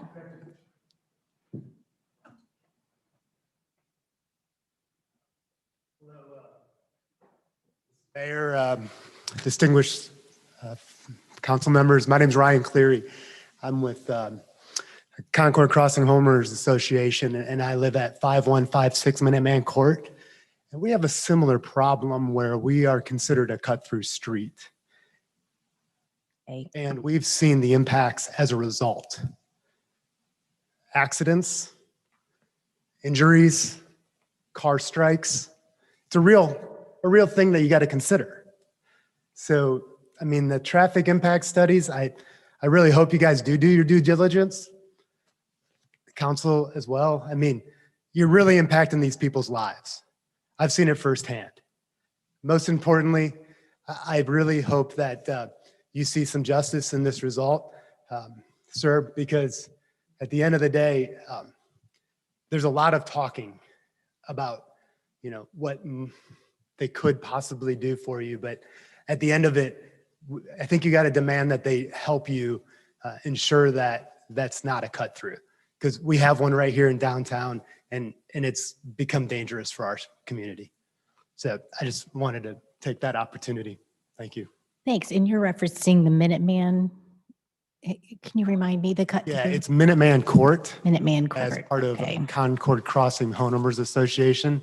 And ultimately, the whole reason I was here tonight was to talk about the danger of our neighborhood and that exact topic. And I was going to wait my turn later in the meeting. Mm-hmm.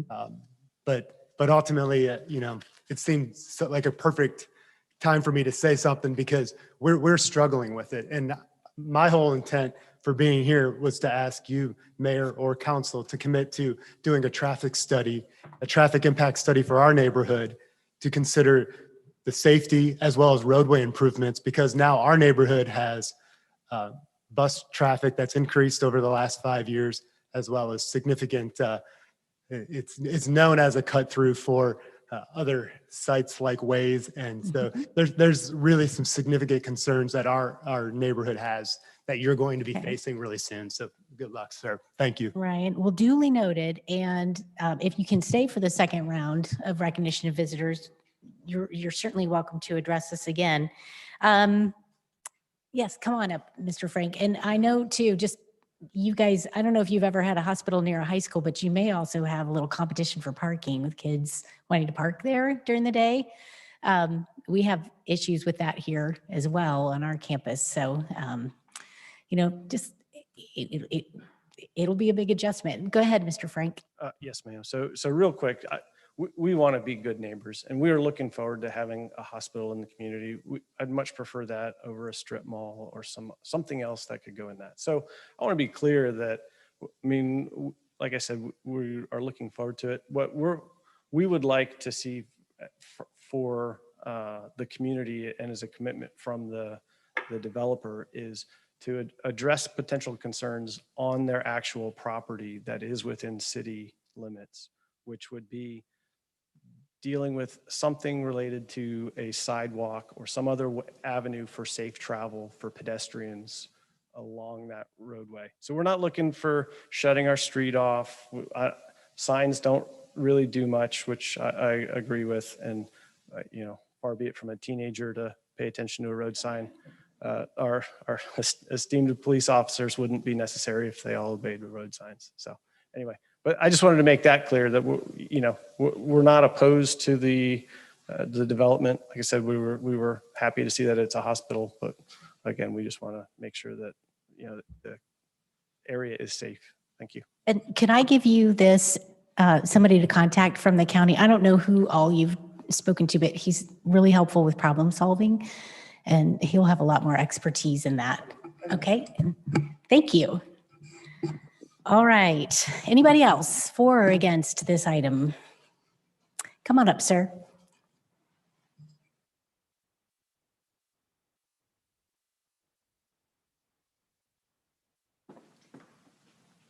I was just going to attend the meeting tonight, but after seeing this, before I start, my name is John Wright. I also live in Concord Crossing. I live next door to Ryan. And I agree wholeheartedly, Concord Crossing has become a cut through. I've been there since 1989. If you hear people screaming, it's me at cars blowing through the stop signs. I've asked the police to come through numerous times and all I get is a cold shoulder. Anyway, in regards to this, calling your attention on the slide about 9 o'clock here, the dark colored building there is Powder Keg Harley Davidson. The reason I'm going to ask this question is I'm an avid motorcycle rider, and I have a question as to whether or not there's going to be any consideration for a stoplight put in across from the driveway there and Kings Court Drive, because I witnessed a drag race last Saturday morning at 10:27 a.m. standing in that lot. 2 cars came around the corner here and got on it, and we're doing 70 miles an hour easy. And everybody picks up speed going down there. I'm very concerned as a motorcycle rider about whether or not there's going to be a stoplight put in there. My second question is, how many helicopter flights do you anticipate landing there during the course of a week? Dan, can you come on up? Because I think he has some answers Because for that. that new campsite that's opening up, I'm sure they're not going to be too happy if there's numerous helicopter flights coming in all the time. Luckily, it's Just pretty asking out of rare. curiosity. Thank you for your time. Yep. Thanks. Come on up, Dan, and let's talk about that, because I think the traffic light question came up at Planning Commission and also the helipad. Yeah, Thank you very much, sir. That's very helpful for us to have you ask those questions. Yeah, this is great. I appreciate the opportunity. There's actually a few comments I'd like to capture here. First, this project can't happen without a traffic light. There's no way we would install. There will be a traffic light. Well, excuse me. We are working with Warren County, and hopefully there will be a traffic light in that location.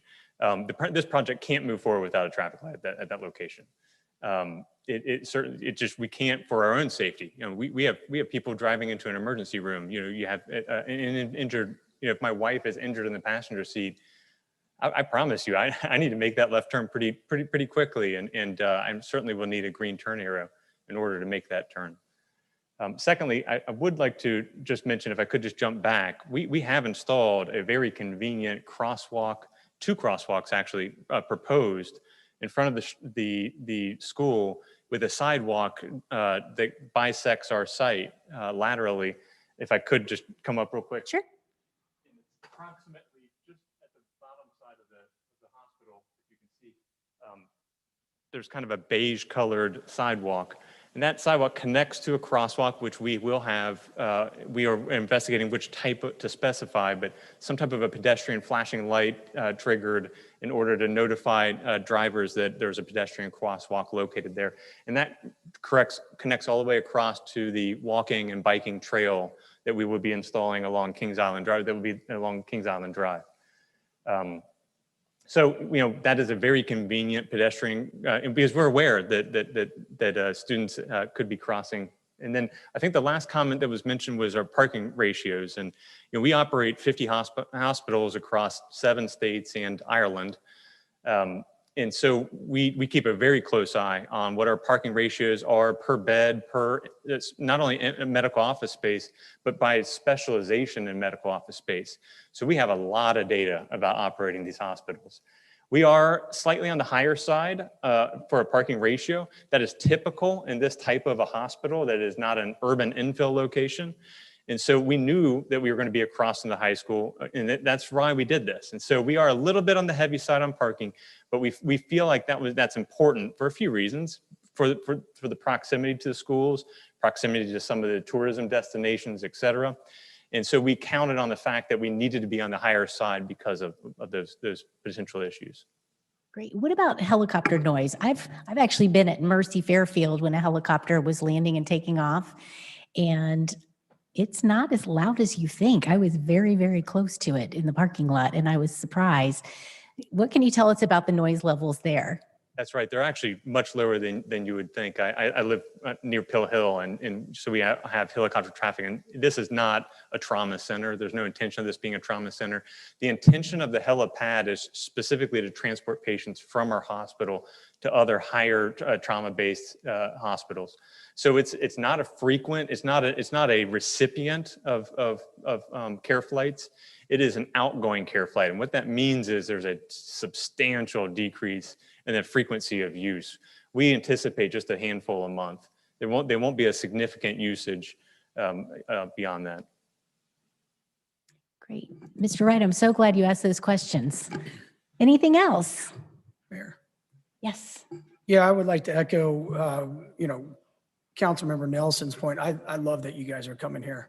I think it's, anytime that we can add healthcare, especially with our vision and the DNA of Mason, it makes a lot of sense. And I also understand Mr. Cleary, Mr. Wright, and Mr. Frank's point. I live on a road and they think it's Edgewater, and it's on Mason Road, and it's a stop sign. And I'm telling you, there's a curve, and then they think they can go, and they pass Concord Crossing, and I'm sure you guys see it. And so my point of speaking up is I would encourage the developers, I'd encourage Warren County, and I would encourage the city to really pay attention to this stuff. Because Mr. Williams, I see him sitting in the audience on Church Street. It is, I see that as, I use it because that's my house is right there. So I would just encourage all 3 of those entities to really take this seriously, because it does create problems, and I'm right there with you. I feel like my dad yelling at people to slow down all the time. So I appreciate, you guys bringing up those concerns. Again, though, I'm looking forward for you guys coming to Mason. But I would just encourage all of us to try to be good neighbors, to understand and hear the concerns and see what we can do to address those on all 3 facets, from the city to the county and then to the developers. So thank you. Thank you. Anyone else from council or from the audience? All right. Well, yes, go ahead. I just thank somebody who's not with us anymore, but Jim Ashworth. Because Jim Ashworth was the one that spearheaded the annexation of this parcel of ground into the city a number of years ago. He had a vision. I don't know if he had a vision of a hospital, but he knew that Mason was a good community to go ahead and develop. Little side note, Mayor, my brother had his his reception at the College Football Hall of Fame.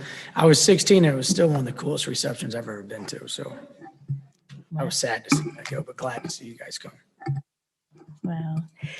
Well, Dan and Jose, we thank you for your professionalism and the time.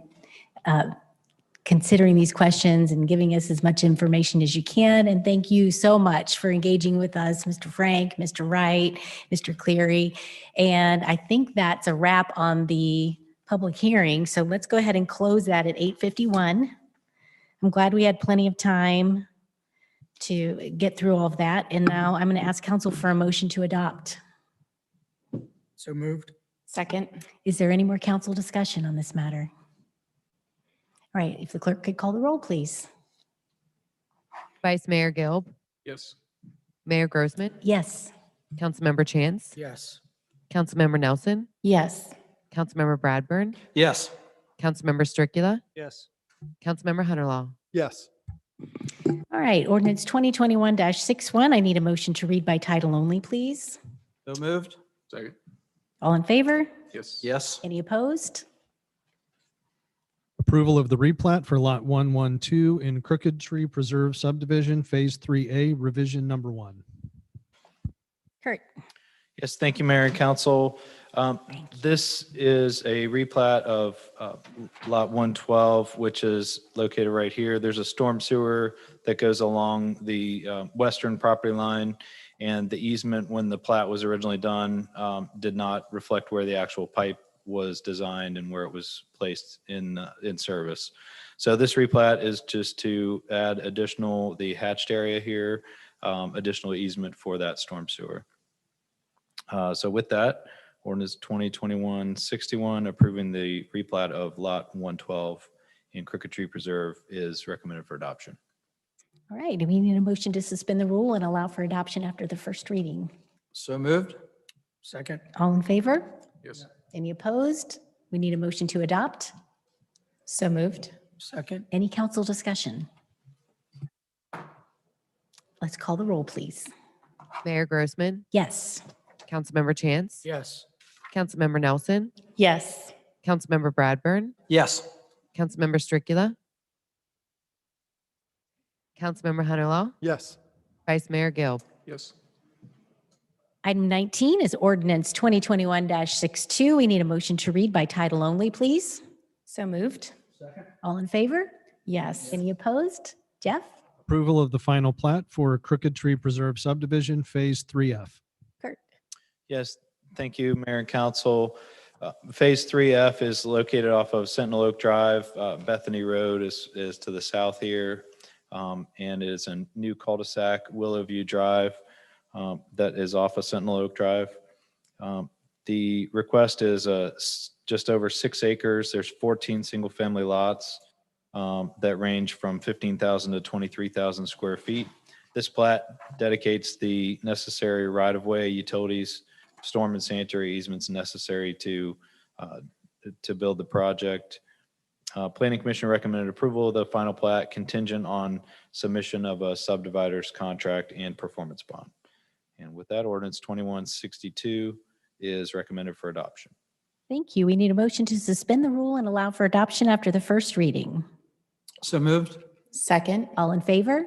Yes. Any opposed? Motion to adopt. So moved? Second. Any council discussion? Let's call the roll, please. Councilmember Chance, Yes. Councilmember Nelson, Yes. Councilmember Bradburn, Yes. Councilmember Stricula, Yes. Councilmember Hunterlaw, Yes. Vice Mayor Gilb, Yes. Mayor Grossman. Yes. Item 20 is ordinance 2021-63. We need a motion to read by title only. So moved? Second. All in favor? Yes. Yes. Any opposed? Jeff? Authorizing the city manager to enter into a contract with Naira Paving, Inc. in the amount of $235,557 for asphalt maintenance at Sundon Fields at Heritage Oak Park. Kurt? Yes, thank you. I'd like to cover ordinance 63 and 64, if I could, Mayor. Yes. Ordinance 63, we solicited bids for some work on the paving areas out at Heritage Oak Park. You're familiar with the fields that were redone out there. This area that's in this hatched dashed line, that is all parking area that remains with the proposed master plan, which is what this shows of Heritage Oak Park. And so we're looking at the the maintenance of the parking lots. This parking lot in particular by the playground is in really bad shape. And we think that the smartest spend for the parking lots out there is to make a major investment in the parking lot. This parking lot would be overlaid. And then there's some significant cracks and ruts. If you've been out there, there's some deferred maintenance that needs to be done on the rest of the parking lot. It's a significant parking lot. There's over 630 parking blocks alone on that parking lot that are in disrepair. They're concrete, they're breaking apart. So part of this bid is to replace all those parking blocks with new plastic parking blocks like we've done in the front of the municipal center here. We've had good success with that. And so what the lowest bid was for Naira paving, which was just over $235,000 for all of that work. It includes seal coating, both the main drive that goes out there, plus all the parking areas and the parking block work, and restriping the entire parking lot there. The second ordinance is for some similar work on the golf center cart paths. Seal coating in general for both parking areas and our cart paths. If you can get it done within a couple of years of initial paving, it helps to fill in some of those small voids that are in the surface of the asphalt and seals it up. And then it's something that if we can do it on a 2 to 3 year basis, it'll make a significant difference in maintaining all of our parking lot assets and cart paths. So out at the golf center, we have been able to, over the last probably 6 to 8 years, resurface all the cart paths out there. Now we're transitioning to seal coating and crack sealing. And so this year, again, the budget included $50,000 for this work, and the cart paths that we're recommending came in at just over $37,000. And that was with Queen City Blacktop. And so with that, unless you have any questions, ordinance 63 and 64 are both recommended for adoption. Thank you. We need a motion to suspend the rule and allow for adoption after the first reading. So moved? Second? All in favor? Yes. Any opposed? Motion to adopt? So moved? Second? Any council discussion or questions for Kurt? All right, let's call the roll, please. Councilmember Nelson, Yes. Councilmember Bradburn, Yes. Councilmember Stricula, Yes. Councilmember Hunterlaw, Yes. Vice Mayor Gilb, Yes. Mayor Grossman, Yes. Councilmember Chance. Yes. Item 21 on the agenda is ordinance 2021-64. We need a motion to read by title only, please. All in favor? Yes. Any opposed? Jeff? Authorizing the city manager to enter into a contract with Queen City Blacktop in the amount of $37,159 for asphalt cart path maintenance and repairs at the golf center. We need a motion to suspend the rule and allow for adoption after the first reading. So moved? All in favor? Yes. Any opposed? All right, motion to adopt. So moved? Any council discussion on this one? Let's call the roll, please. Councilmember Bradburn, Yes. Councilmember Stricula, Yes. Councilmember Hunterlaw, Yes. Vice Mayor Gilb, Yes. Mayor Grossman, Yes. Councilmember Chance, Yes. Councilmember Nelson. Yes. Item 22, our last ordinance, 2021-65. We need a motion to read by title only. So moved? Second. Jeff? Oh, all in favor? Sorry. Yes. Any opposed? Jeff? Authorizing the acceptance of certain donated easements and the acquisition of other certain easements as part of the US 42 Roundabouts project. Kurt? Yes, thank you. The US 42 Roundabouts project is to place a roundabout at the Bethany and US 42 intersection, as well as Mason Morrow Millgrove and US 42. It also includes a bike path from 741 all the way through the project area over to the sports park, and will be a key connection for us along that Bethany Road corridor. This project, we budgeted $250,000 for right-of-way acquisition in the budget this year. The total of with all the appraisals, again, this is a project where we got 80% federal funding for the project, 20% is our local match, and that does include right-of-way acquisition and the project costs. So We followed ODOT protocol where we have to have ODOT certified appraiser reviewers, and negotiators on the team. The ODOT appraisers and appraiser review came back at just over $142,000 for all the right-of-way and easements that we need for the project, and that's temporary and permanent. So with that, we expect that the project will start construction early 2022. It's got a late 21. We'll probably bid the project late this year, award it at the first or second meeting next year. And I think that's it. Ordinance 2021-65 is recommended for adoption, and I'll answer any questions that you have. Thanks, Kurt. We need a motion to suspend the rule and allow for adoption after the first reading. So moved? All in favor? Yes. Any opposed? We need a motion to adopt. So moved. Second. Any council discussion? Mayor. Yes. Kurt, I'd just like to have you highlight, I think a key part of this is the bike path connecting all the way down. Where's that at? All the way down by the Little Miami, or it goes right to yeah. Mesa Marmo Grove and Columbia? Yes. And it comes, Yep. I mean, that's a key access because it connects to a big bike path, right? Yeah, that's another piece of this overall project, is to get our bike path system tied into the Little Miami bike path. That project is already under construction. That is going from the sports park over to Columbia Road. And then with that connection to the sports park, this piece will take us to 741. And then the project that we just had a pre-construction meeting on this week, which will be the 741 improvements from south of 42 up to Weldon Drive. That includes a bike path on Bethany Road that connects over to Windermere Way. So between all three projects, we will be tied into the Little Miami Bike Trail, which is pretty exciting. So That's awesome. Thank you. Any other questions or comments for Kurt? All right, let's call the roll, please. Member Stricula, Yes. Councilmember Hunterlaw, Yes. Vice Mayor Guild, Yes. Mayor Grossman, Yes. Councilmember Chance, Yes. Councilmember Nelson, Yes. Councilmember Bradburn. Yes. All right, ladies and gentlemen, we're going to take a quick 5-minute break, and we will continue in 5 minutes with old and new business and follow with recognition of visitors. Thank you. I agree.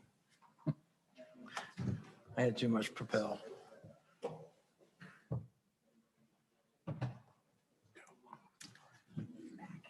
Mask on.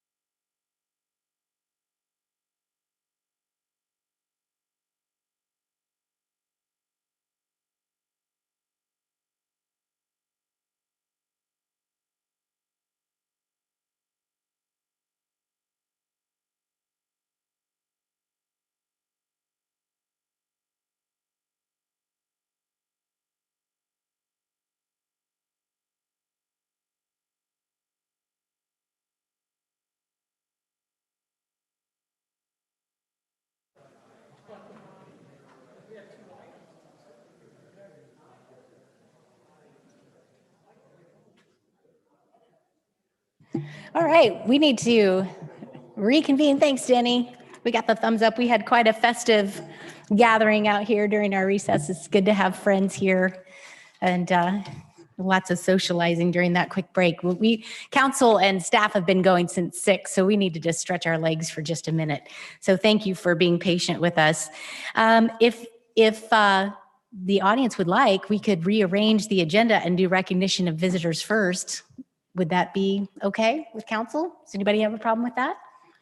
So we could recognize our visitors and get them going if they need to leave? Is that okay? Are there any visitors here who would like to be recognized? Come on up, Mr. Cleary, that's fine. And then if anybody is watching online and would like to raise their hand. Okay. Thank you again, Welcome. Mayor. Go Council. ahead, state your name again for the record. All right, great. It's Ryan Cleary. I live at 5156 Minuteman Court, and it's part of the Concord Crossing Homeowners Association. So thanks again for giving me another opportunity, and thanks for all you do for our city. We had quite of an amazing lineup of leaders here this evening. We really do have something special here. So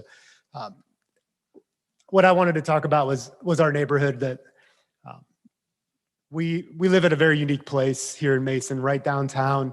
There's 5 kind of arteries that lead to right downtown, and we happen to be sandwiched in between 2 of them, being Mason Road and Mason Montgomery Road.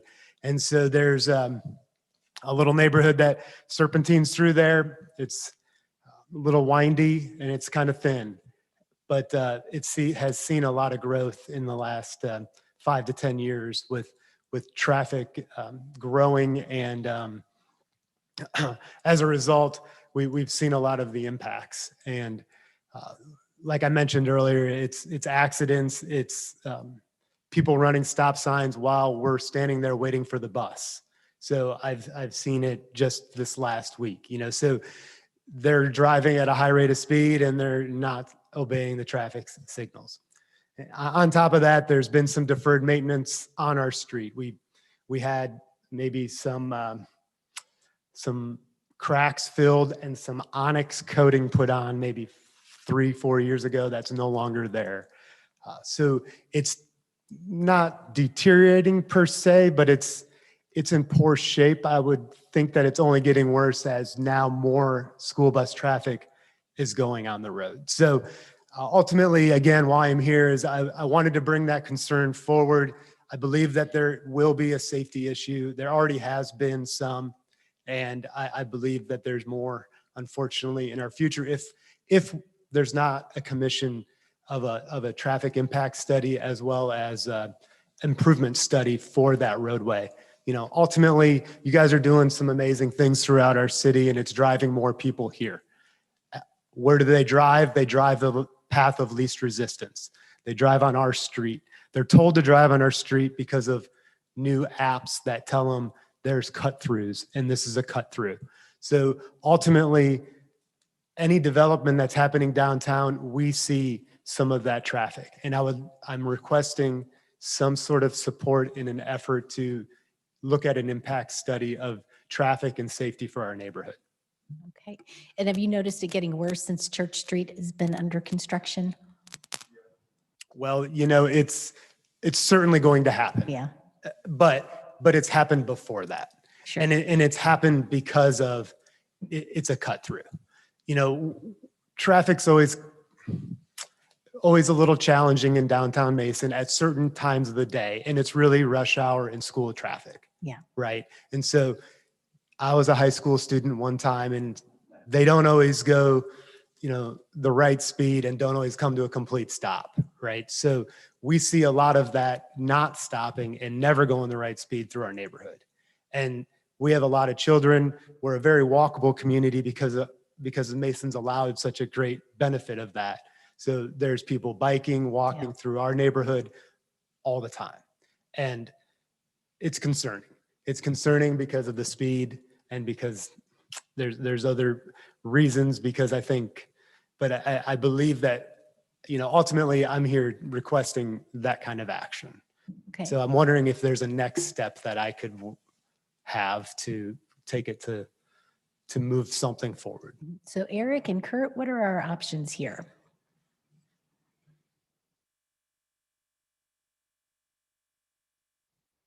Kurt and I are both looking at each other. Who wants?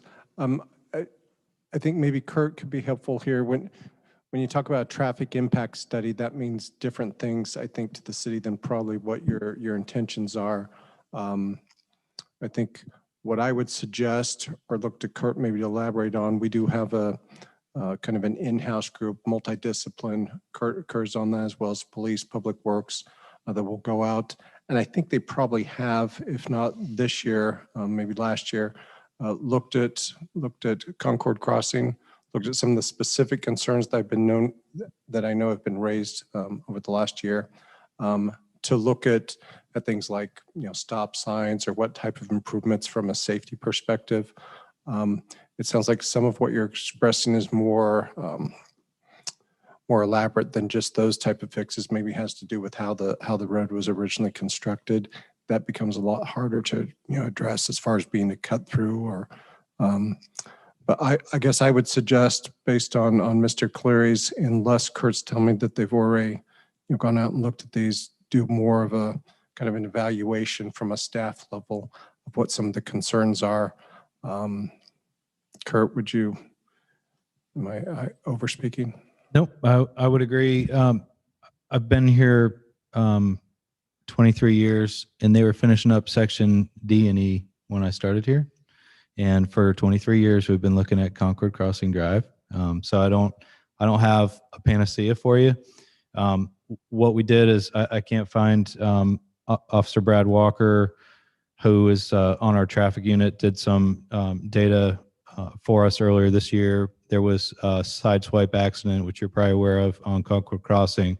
And then there was an accident with a bus driver that was trying to pass a parked vehicle. And when they went around the vehicle, the back of the bus swung into and hit the parked vehicle. So the sideswipe was actually somebody that lived not in your subdivision, but in the subdivision towards the end of Concord Crossing near Mason Montgomery Road, in that small subdivision there, the condos. So they were one of your neighbors. And so those are the only two accidents that happened really within the last 3 years that weren't, there was some other things that they found looking at their reports where there was vandalism, where maybe a kid broke off some mirrors on several parked vehicles out there. But I think you and Mr. Cleary both mentioned people running stop signs. The request that we keep getting is add more stop signs. And what we keep telling you is that's not going to work, because the one that's out there at Hancock Court doesn't work because people run it. And the double-edged sword there is, if people start to not obey stop signs, it's going to get worse and worse, and they need to be warranted like traffic signals do. So we take it very seriously. We don't just throw a stop sign in to control speed, because specifically in the manual traffic control devices, it says they are not to control speed. So that you don't want to train drivers, especially young high school drivers, that stop signs don't matter. So I know a lot of times residents feel like we're putting them off, or we're just placating them, but we take it very, very serious where we add stop signs within the city. So other things that have been kicked around are, I hate to say the word speed bump, but speed bumps on Concord Crossing Drive. That impacts emergency vehicles, snowplows. It's noisy. You have the bump of the wheels going over it in front of whoever's house that you pick the speed bump, and multiple other issues. People also do what we call makeup speed. Once they slow down to go over the speed bump, they go even faster on the backside of the speed bump. So I think in the short term issue is probably the Church Street construction, where you may be seeing an additional volume. We've looked at some of the volumes, and I don't have that data with me over the years. There's not a considerable increase, but you're probably, everybody, I think, with COVID is so sick of being cooped up that you're getting outside more, maybe noticing more vehicles. You're seeing what looks like speeding vehicles. But I think hopefully the Church Street construction should be done within the next couple weeks. We've had some periodic closures with that while we did some of the water services and some of the storm sewer out there. So that project should be finishing up. But I also get complaints from Church Street residents. So, to push off the traffic back onto Church Street or push it from Church Street to Concord, I think we all need to slow down, realize that we're all neighbors. And if you can get license plates, our police do follow up and they call, and maybe if it's a high school kid and their parent gets a phone call from a police officer, they might talk with their kid and ask them to slow down. So, but I think we're all part of the problem. Probably your neighbors are the people that would be pulled over for speeding on Concord Crossing. In addition to, obviously, there's some cut through traffic there, but I don't have a great answer for you. It's a tough problem, and we're open to ideas. So I know that was way longer than I. Well said, and I appreciate that and the history behind it. I guess moving forward as continued growth within our downtown occurs, has there been continued traffic studies to ensure that what's the developments that are occurring and how we're going to displace and move that flow of traffic out of here, safely? Yeah, and I guess we've talked about Church Street improvements over the years too. Some of the cautions that we give Church Street residents are, like you mentioned, the road maintenance. If cars are speeding now and we put a brand new layer of asphalt on there, that's not going to slow traffic down. And that's not a reason why we didn't resurface your road. It's just not up on the list yet, but it's not to slow traffic. But then also with Church Street, we get that same argument where, why don't you widen our side of the street and add curb and gutter? Well, that's not going to slow cars down. It's going to make it even easier to be a cut through. So again, there's a caution there.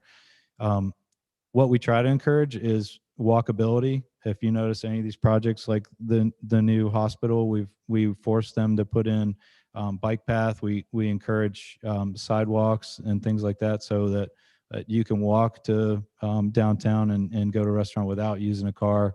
And we put bike path down Mason Road. We're getting ready to put it. We're designing the section between Concord Crossing and Enterprise Drive to connect that bike path, where you then you'll have a complete loop around for Terrace Drive. So what we try to do is promote walkability, bikeability in the downtown area, and but there's no traffic impact study. Would be something like a big project. If there was a new project going in that would have a substantial vehicle driver, they would do an impact study to see where, and basically what you do is you use what we call the trip generation manual. You say, it's going to be this many units or this much square footage of commercial generates this much traffic, and then you distribute that traffic throughout the network and see where the backups occur, and then build improvements to counteract those backups. And so having just one new shop downtown doesn't generate enough to warrant any kind of a traffic impact study. So just generally, as downtown fills in and we get more business down there, there'll be some more activity. Again, that activity is not typically peak hour generated. Typically it's later hours, and it's not when school lets out, so that kind of activity downtown is kind of trickle in, trickle out, and usually not a big impact like peak hour would be, or school peak. Okay, wow. So I don't know if that helps, but It's a good explanation. I appreciate the explanation, and I certainly applaud what you guys have done to make the community more walkable. It's certainly top notch in our opinion. It helps our neighborhood. So, well, thanks for the time. I appreciate everyone's time, and best wishes. Thank you. Thank you. So glad to have you, Mr. Cleary. We really appreciate it. Anybody else from the audience? Mayor?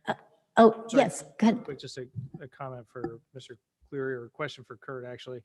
There's these little digital signs. I think Fairway Drive has one that will tell me my speed as I'm going through. And not that I've seen it, but if you go over the speed, it will flash a light at you.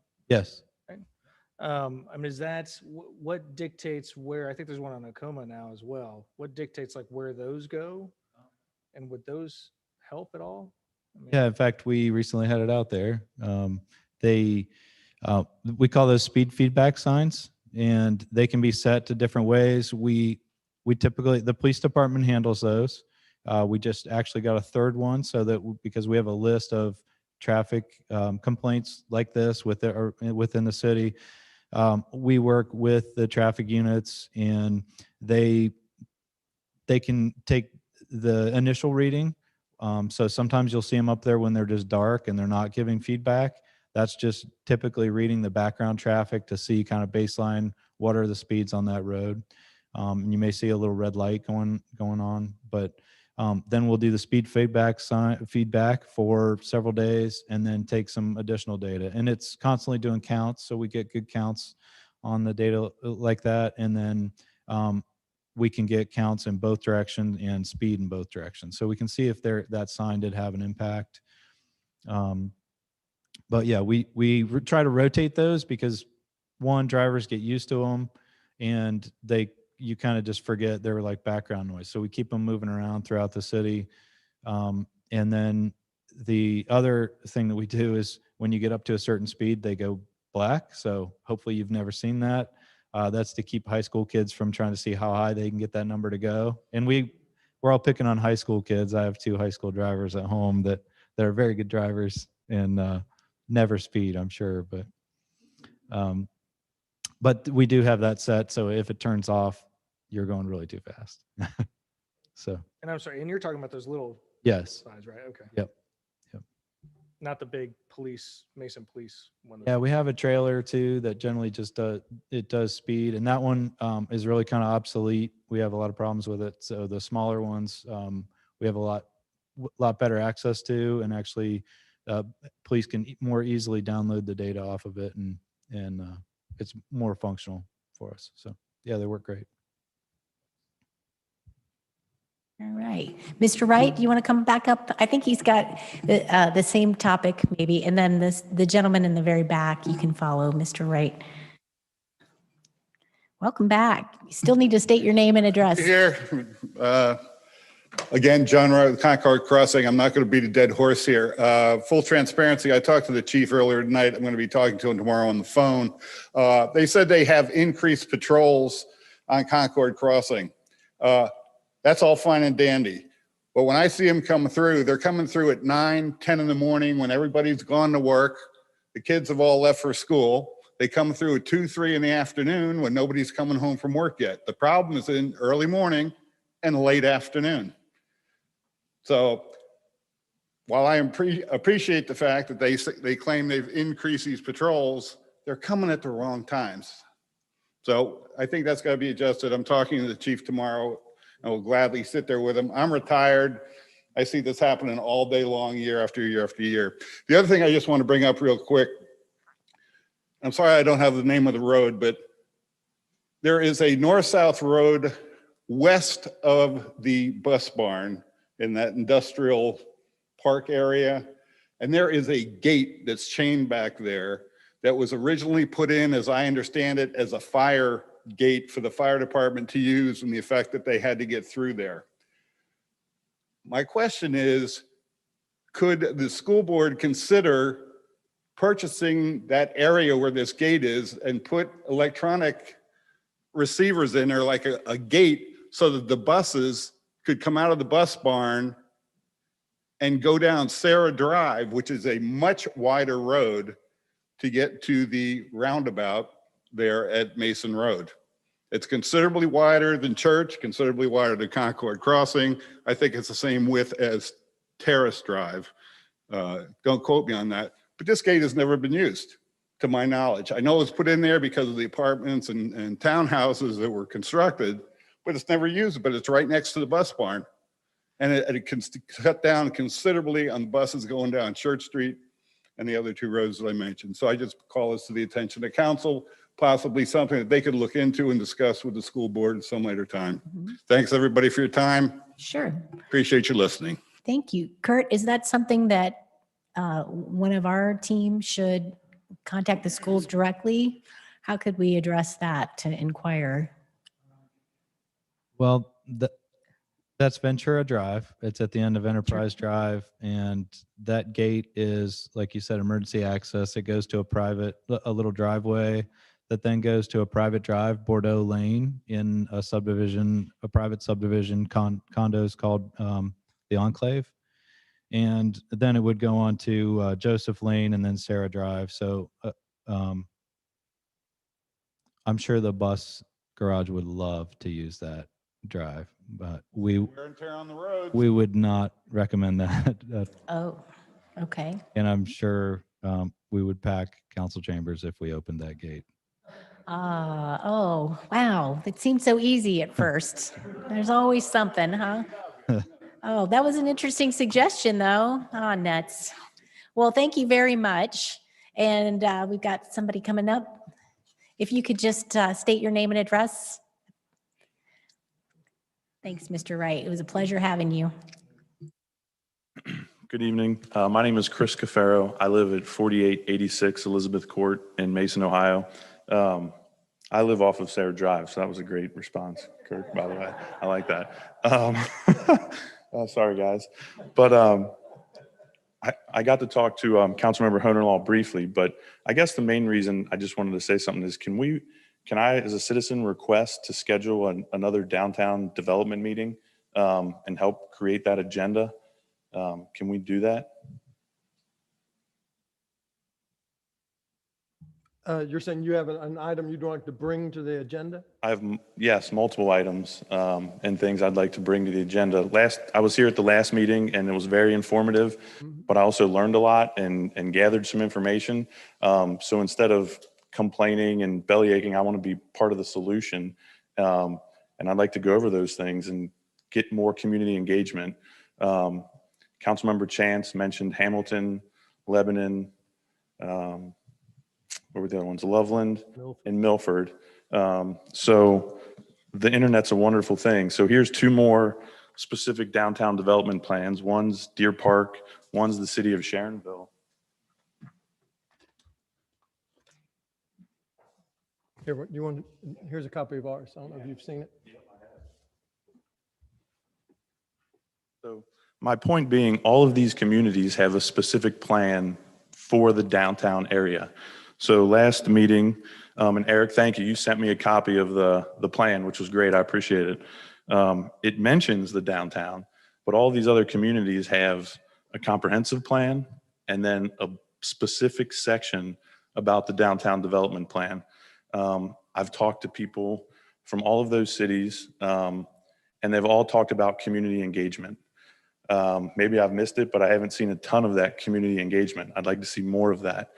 They talk about private, public, citizens being involved. So yeah, so the answer is yes. I have some information. I can share it all right now. I still have 3.5 minutes or, all right. So Yarden Company is a local company. They've helped Loveland. They've done an exceptional job. The people in Loveland said that they did an exceptional job with community engagement. Let me see what else. So with Mason, we did a downtown assessment through the Ohio Heritage Foundation in 1999.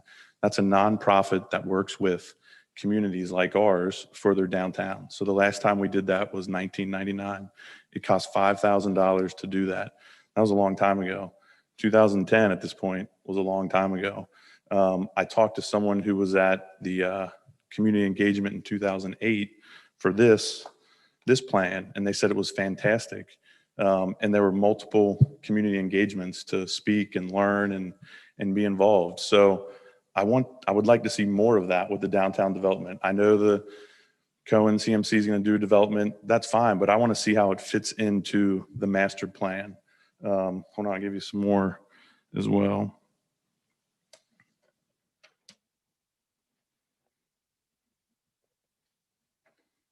So here's one of the statements from the downtown assessment, public-private partnerships. So this is City of Mason assessment report from 1999. Both the public and private sectors have a vital interest in the economic health and physical stability of the district. Each sector has a role to play, and each must understand the other's strengths and limitations so that an effective partnership can be forged. I want to see more of that partnership forged between council, private business owners, city-owned land. That would be one item. So that's part of that 99 plan. Here's a news article from the Inquirer that actually talks about a development in Lebanon called 511 North Broadway. The last line is, the development's location along the North Broadway corridor was a key focus area in the city's downtown master plan. So they all tie back into each other, this downtown master plan. Ironically enough, this property was developed by, I believe, CMC and Jim Cohen, and they somehow figured that out and tied it into the master plan, which I don't think we have one right now for the downtown development. So I'd like to be more involved and help spearhead that. The city of Lebanon also has a website that talks about how to get involved, who to reach out to, what the phone number is. Do I have to be an expert to do that? I don't know if you still have your handy dandy overhead. I can put some of them on there. I forgot about that. Whether it's city owned, can you pull that out?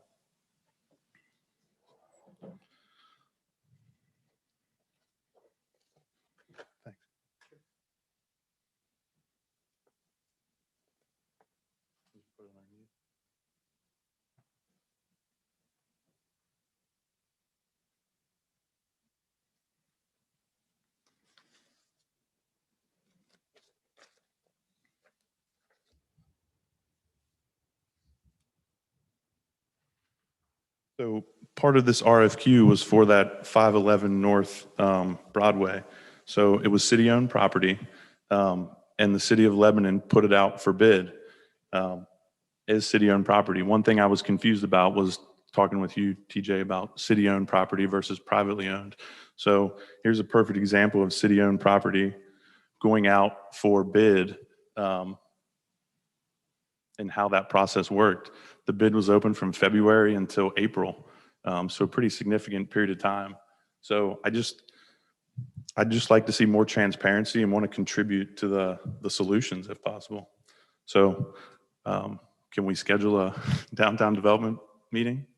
Yeah, I'm more than happy to have another meeting. We've been having them monthly. I think we said at the last meeting, if one of the council members had something to put on the agenda, we would have it again.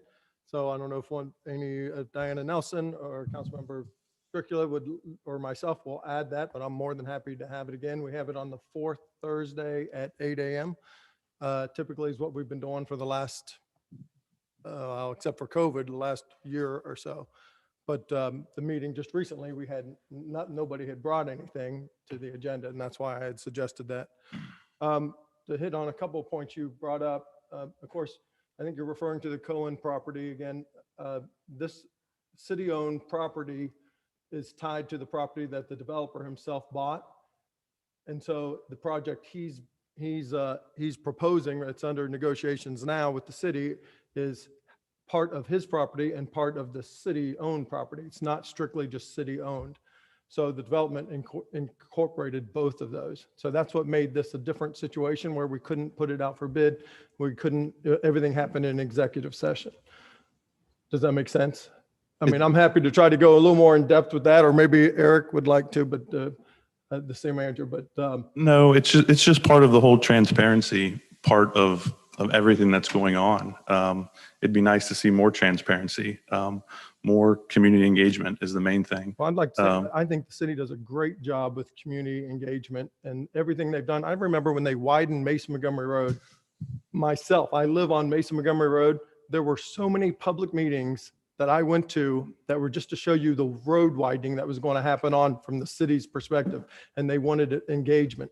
And now, I mean, I was coming to the downtown committee meetings before I was even on city council. So you yourself, they're open to public, you can come to those.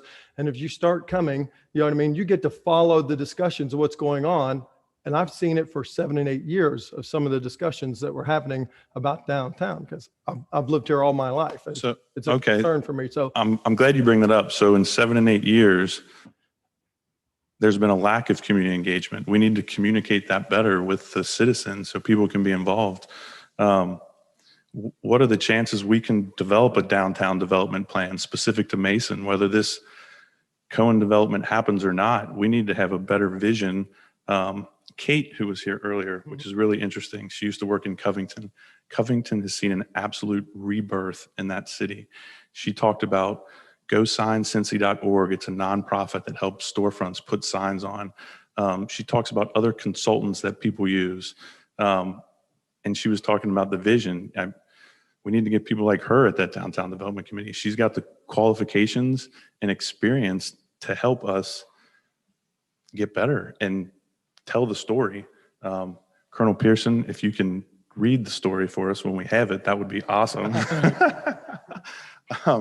So I would love to see, and then how do we share that with citizens to let them know to come to this meeting and get involved with that? Right.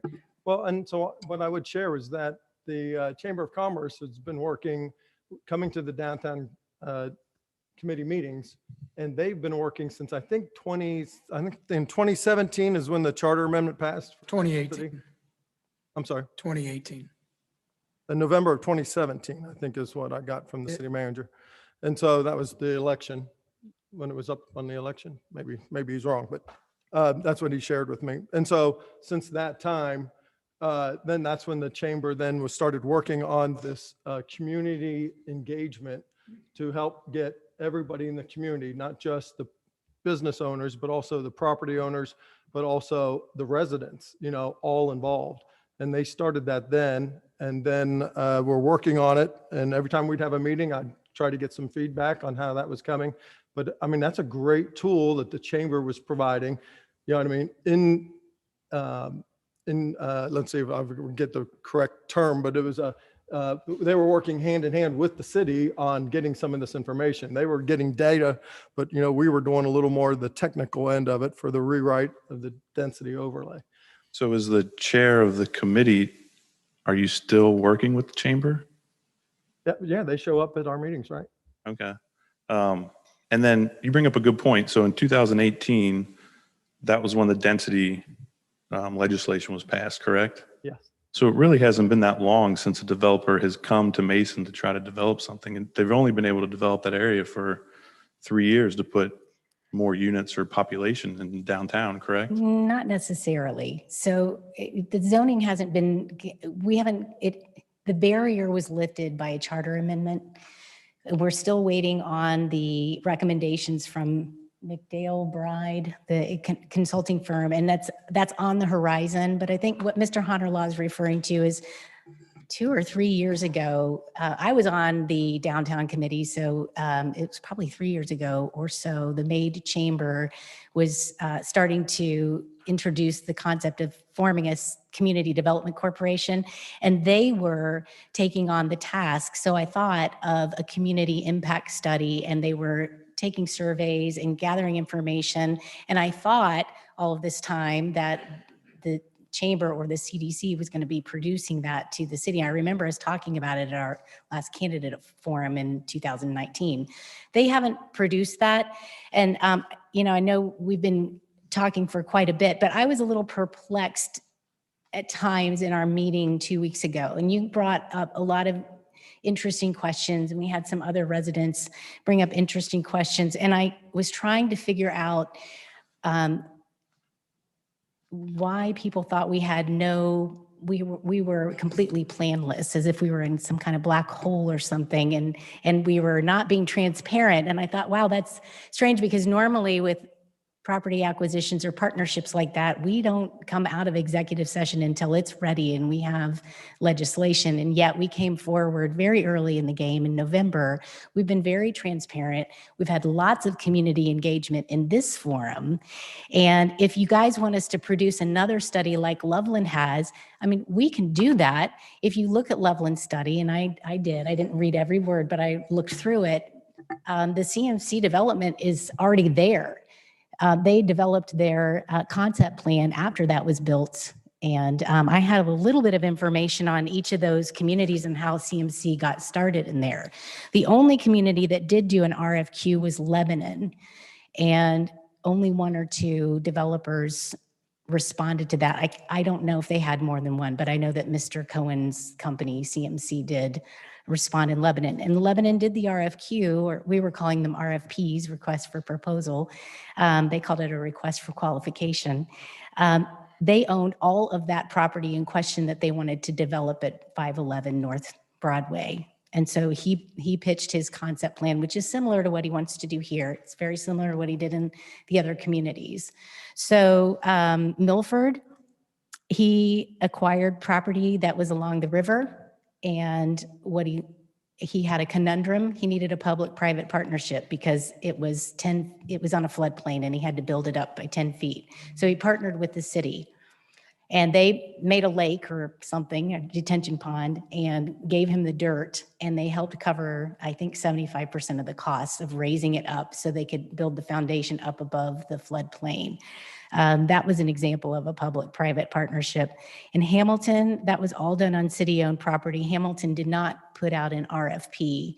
And they brought Mr. Cohen in and showed them what they were thinking, and he came up with a proposal. In Loveland is similar to Mason. Loveland owned contiguous acres where Loveland Station is, and that's where the Grater's Ice Cream is. That was developed by CMC Properties.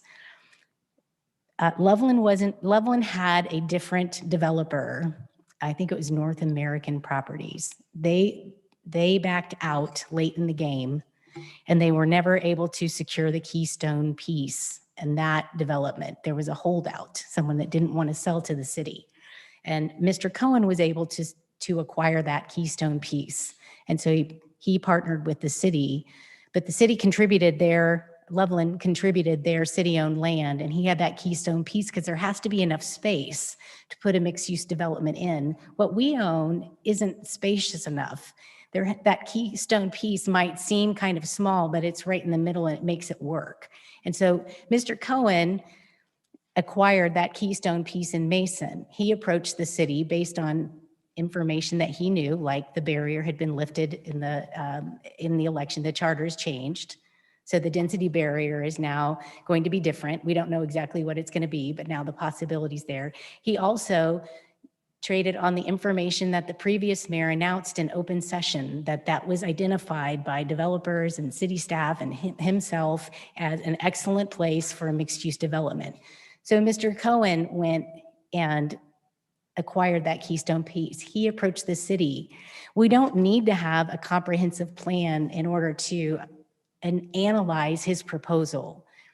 And I've been discouraged and disheartened by some members of council and some in the community saying that we can't possibly analyze this because we don't have a comprehensive plan or a drawing.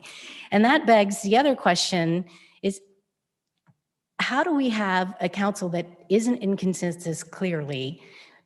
Many of our meetings in open session can become uncivil. Well, imagine what it can be like in executive session with civility or lack thereof. So we need to do some groundwork as a council, as a body of 7, and we need to get together and decide what the will of council is, what the political will is, because how do we make a drawing of other people's property and tell them that's what we're going to do with it? That's why you talk to the Ohio Heritage Foundation. And you They get have a third experience party with to private- tell you, to tell you what would be a really great idea. But if council's not willing to sit down and have a civil conversation about it, and it's our job to represent the public and to manage the public funds, or well, our staff manages them, but it's our job to make big decisions on how that works. So to hire a third party to tell us what we're supposed to do when we're fully capable of sitting down and having a civil conversation or two, and to say, okay, let's talk about what we want to identify. Then we start the process of making drawings. But if we have no will to acquire property, or if everybody wants to use eminent domain, I have no idea where anybody's at on that, because we haven't really been able to get past the batter's box, really, frankly, on some of this. And that's going to require some professional behavior and focus. I'm concerned that there are council members that have been throwing up obstacles and trying to run out the clock. And as I look at this comprehensive plan, the executive summary, it's full of It is full of lists of things that we've done or are on the horizon of doing. The community input, they had hundreds of people come to these meetings. It was in 2010. We can certainly do it again. I don't know what this report costs, but I'm sure it was quite pricey. But some of the positives we're still working on, and some of the negatives we're covering. One of the negatives on page 7 was no 50-meter pool. Okay, well, we've got that going. No art center, we're working on that. We're taking steps in the right direction for that. Lack of major medical and hospital. Well, today was an interesting day because we just happened to have that on the agenda today. No municipal art program. We have arts programs in our community center now. Not enough parks. We're constantly renewing and revitalizing parks and adding park space. Not enough bike paths. We have a big breakthrough with connectivity on bike paths. And we're going to be completely connected to Lebanon, which is connected to the Little Miami Trail. So, I mean, many things from this are coming together, but you also have to understand, Mr. Cafaro, that there's a spectrum of belief on what needs to happen downtown. Some people want radical change, city buy up everything, flatten it out and start over. And then there are people that like it just the way it is. And so how do we figure that out? But starting as a group of 7 and figuring out what objectives each 7 of us have and how we can work through that, and then getting to the next step. I mean, the studies and the reports from Loveland and Hamilton are beautiful. They're truly beautiful, but it's got to start right here first and then move on to that next step, if that makes sense. And so I need my council to really pull together with me. We have a work session in 2 weeks. We're going to be talking about things related to downtown. But I don't think it's a good time at all to hire a firm for a study when we don't have a vision collectively yet. And I think the big difference with those other communities is they had a council with a vision. And it wasn't 7 different visions or 2 different visions or, wildly different factions. We've got to take some time and work together. And that's going to take discipline and commitment from everybody here. I agree with you. Are you from? Just a minute. Yes. Go ahead, Councilmember Chan. Sure, Mayor, is that okay? Yes, go ahead. Well, first of all, if you guys want to see where these bullet points came from, what do residents dislike about Mason? So that was community engagement at the best. So that's where these bullet points, and I hope since 2010 that we're able to accomplish some of the things that they that's dislike. precisely my point. So I'm happy, but community engagement, and I want to go on the record and say, I have no clue how to develop a downtown. Never done it. I don't think Mr. Stricula, Mr. Hunterlaw, Mr. Guild, you, myself, I don't think anyone up here has developed a downtown before. And so it's not helpful. That's with that being said, also, I think to Mr. Cafaro's point, and I've said it plenty of times, in the event that Mr. Cohen's deal is the best deal, let's go. I'd love to see downtown. I would love to see it, and I have a vested interest in downtown. I own 2 properties downtown. I live downtown. I can't wait to see downtown develop. But to Mr. Cafaro's point, all 4 of those, plus a couple others that he showed, had a plan. And I do own businesses, and I am not going to go into a business without some sort of playbook, without a model, without an understanding. And again, with this being, I can't say this enough, but with this being developer driven, it makes me nervous. To Mr. Cafaro's point, all those other communities had engagement. But we've done that. And so I commend you for standing up here and saying that. And again, for Mr. Hunterlaw to say, like, I guess we can talk about that. Why don't we? I mean, in your downtown committee meetings, there is something to talk about. We're talking about refacing downtown Mason, a place that's revered by a lot of people that want to see this place, want to see it revive. They want to see it build up. And then we have our downtown committee saying we don't have anything to discuss. You don't until you get consensus from your council. It should work in that order. Bring us back something. Bring us back something from committee. It's not going to work well. The committee has 3 How do you members. know? Because you need to have But you're a big consensus. proponent of working through committee to bring to us. and Yes. You're not? Councilmember Chance, I'm we asking started a as a question. group of 7, yes. And ideally, if we had Mayor, had professional dialogues and- a year ago, I'm not finished but Mayor, if you're sitting there playing the victim and act that is. if whoa, you're not- that's way out of order. If you're not. Do not go there. There's no victim language I'm here. making Do this- not start getting personal. I'm just. I'm saying- sorry, I'm losing my saying temper that with we you. can't get along. But no, do not go there. I have scheduled meetings and provided a platform for 7 people to meet as a team and to give direction to a committee to go and study. But because I have unprofessional conduct in executive session, Point of including order. from you, Yeah, so. including from you, Oh, so please now don't you're interrupt. That I'm not behaving in.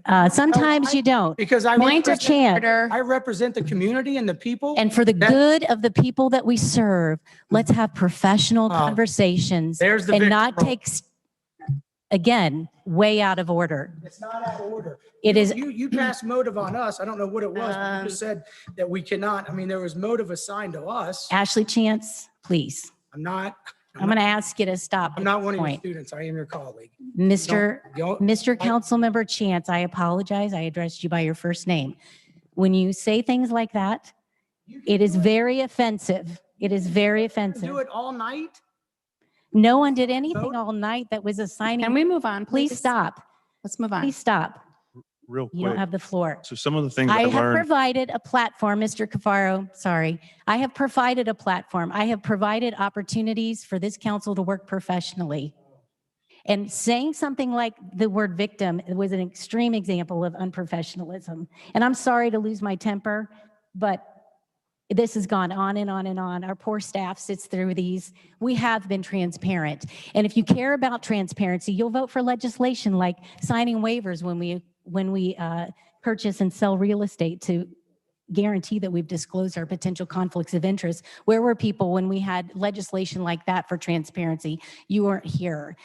We've had plenty of open meetings on this. We certainly can produce another study and another drawing, but we have to meet as a group first and find out what direction council really wants to go.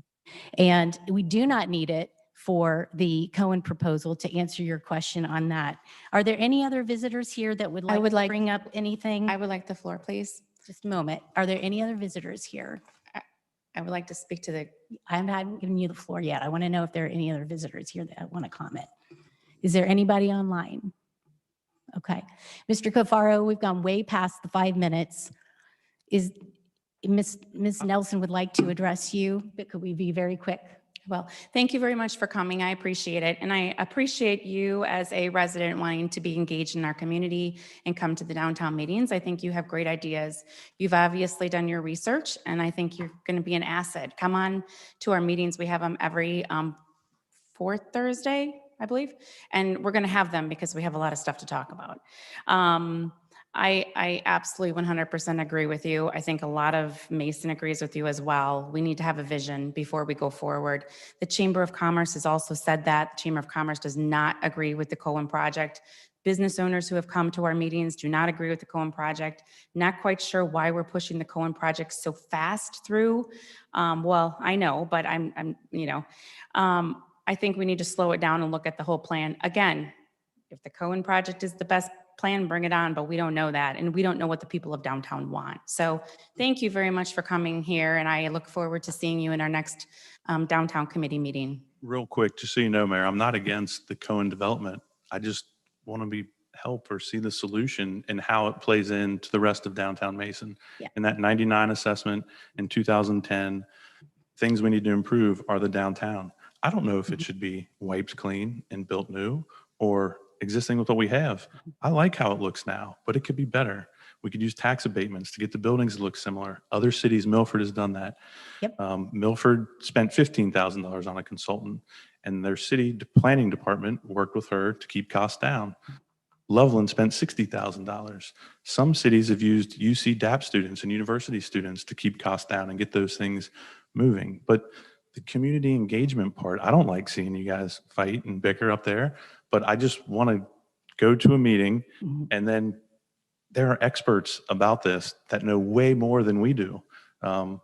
Let's listen to them and see what they have to say. Invite them to the Downtown Development Committee meetings. They might have a good idea or two, and we might go, wow, that's great. Mayor, if I may, I'm sorry. Oh, yes, Mr. Bradburn. we can have all the plans in the world. We can have all the ideas in the world. True?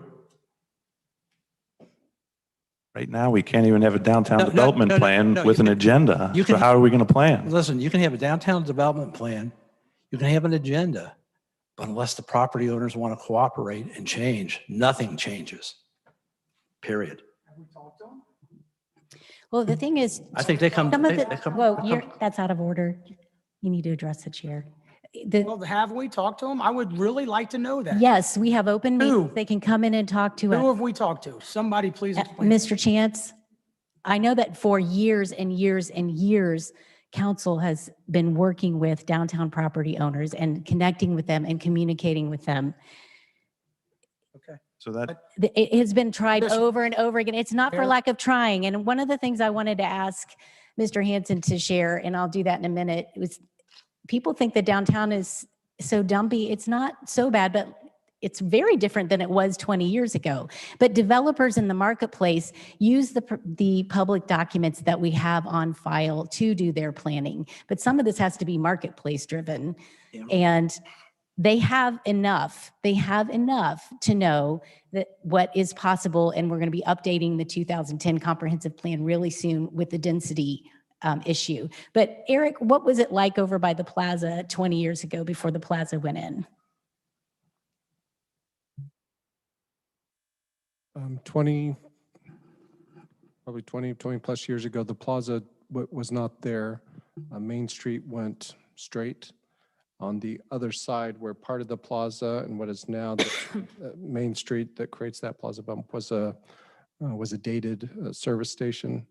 And then it was, I don't know if it was, we ended up purchasing it because it was an eyesore.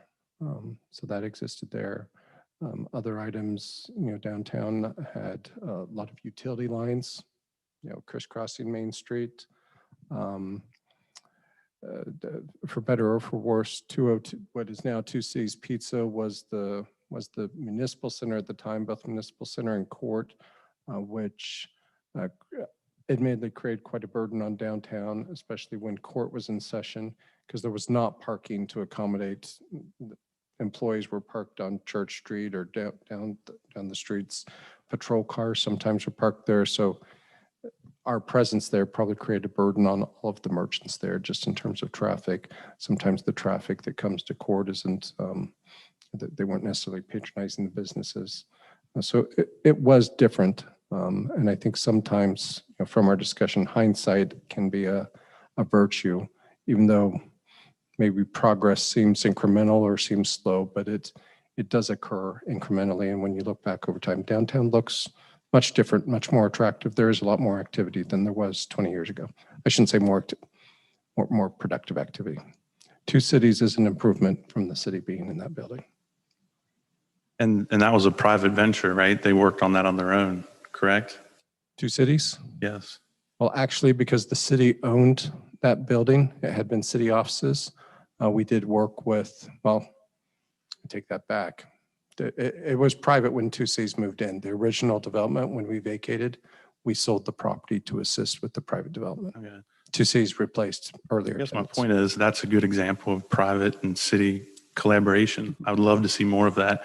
I hear a lot of words, but I don't see a lot of facts and figures and data. I just hear talking. I want to see more valid information. The whole reason I've decided to come to a meeting was because of the pedestrian issue. And my 10-year-old had a baseball game in Lebanon, and he told my wife, wow, this is a really cool area. It is. And then the next weekend, they walked to Cervati's, and they made a game of counting how many buildings they didn't know what they were for in downtown Mason between our house and Cervati's. So it's just out of the mouths of babes, right? I'm just trying to, love to see you guys work together more.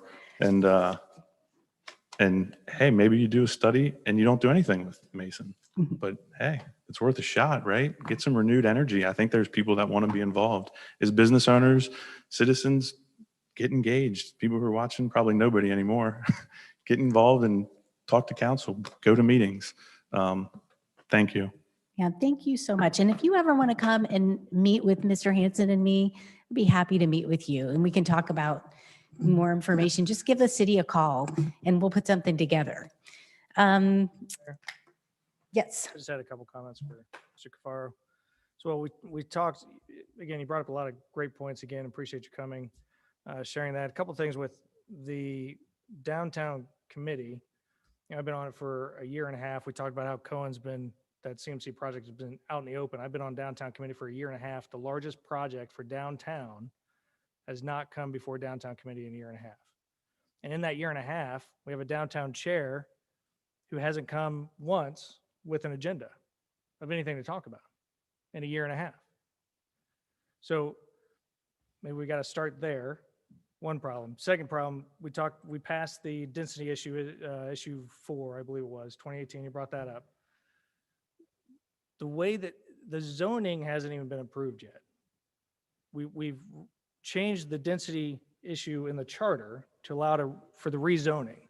So that hasn't even happened yet. So if this project goes through, then you're going to have a developer, essentially, one project driving the zoning for the rest of the downtown area. Right, so it's not us, it's not community driven at that point, it's going to be developer driven as what that zoning is going to be like for the rest of the downtown overlay district, because that's where we release that charter. So that's another thing. And we talked about what these other cities are doing. We've talked about some great things that they're doing with the downtown, an actual downtown plan with Loveland, some of these other ones. But then we lower the bar when we say, well, hold on, these other cities didn't do an RFP or an RFQ, right? So why should we do one? Or, we complain about, well, we should be complaining to Lebanon City Council because they whatever, right? That was a couple meetings ago.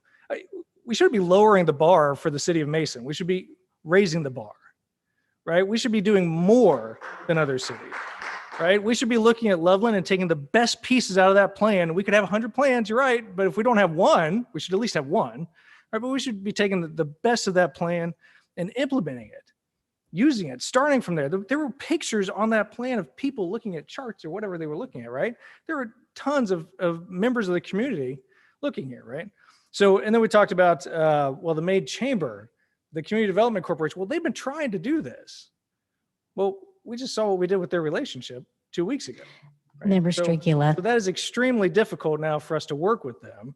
And I mean, we ambushed them 2 weeks before that. So Member there's a Strigula, problem. inappropriate. Not inappropriate. It's what happened.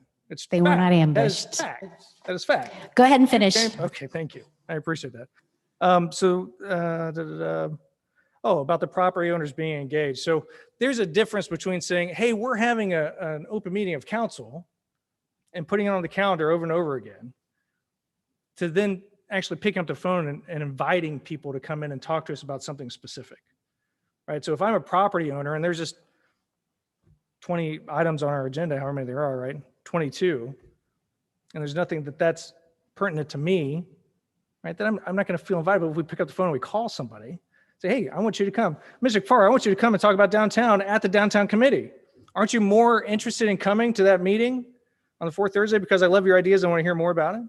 As opposed to just saying over and over again, hey, on the fourth Thursday of every month, we've got a downtown committee meeting with no agenda, so we don't even know what we're talking about. All right, so there's a big difference there between saying, hey, we have open meetings and anybody could come and talk, as opposed to saying, hey, we want to talk to the property owners downtown in the downtown committee meeting. We're going to pick the phone, we're going to call them. All right, big difference. So, you're right. There's a bunch of words going on. There's no action, and it's just fluff, right? It's just fluff. So yes, I would love to add your items to the agenda. Maybe we could have one agenda item. You're just sitting there smirking at me, right?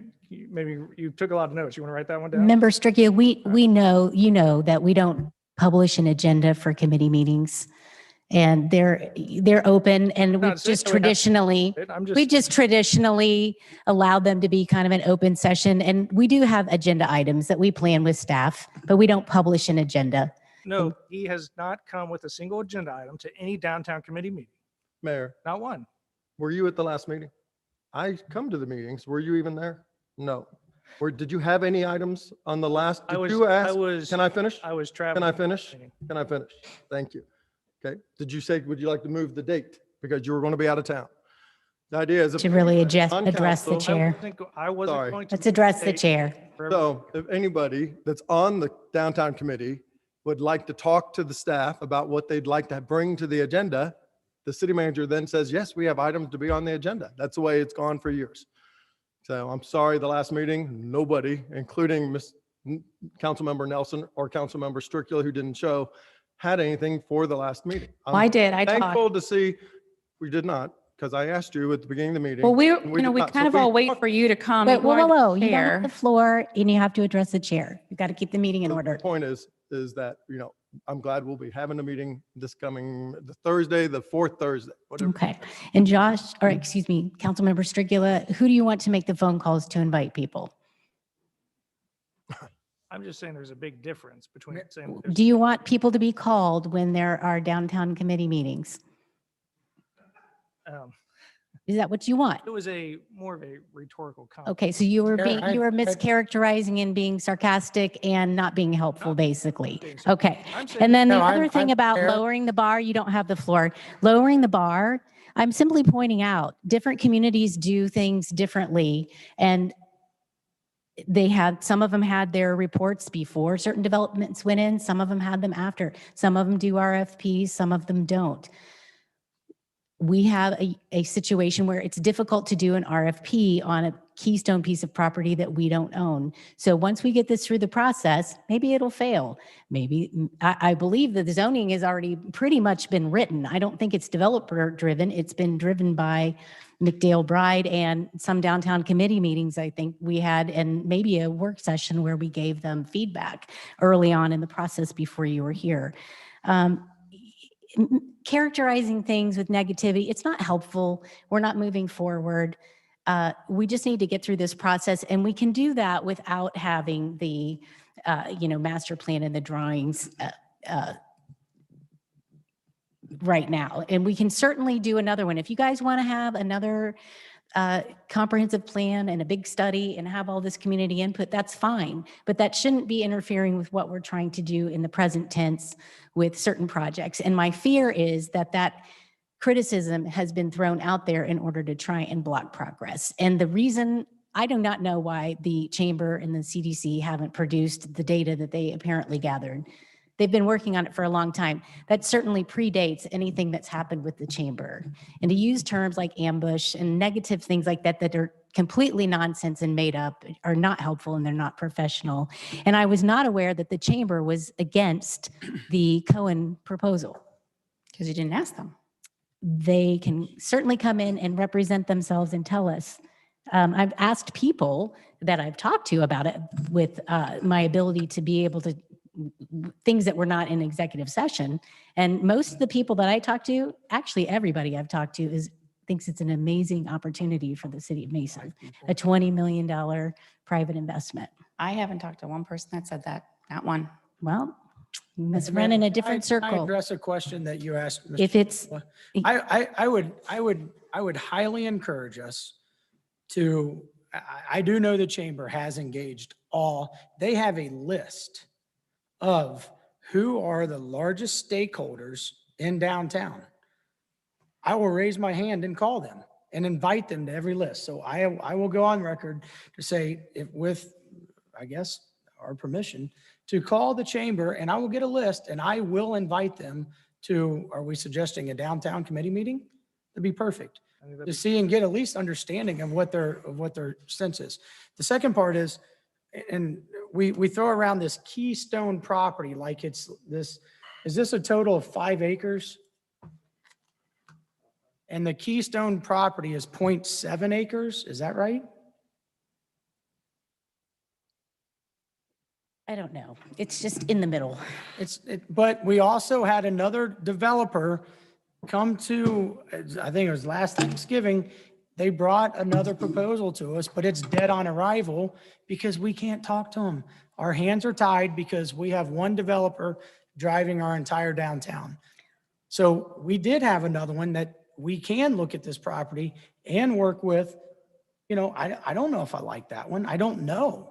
But it was another proposal for us to take a look at, and we can share that again. Mr. Kafar, I would ask for you to get a copy of that Bring that to the downtown. Talk pros, talk cons, see what that looks like.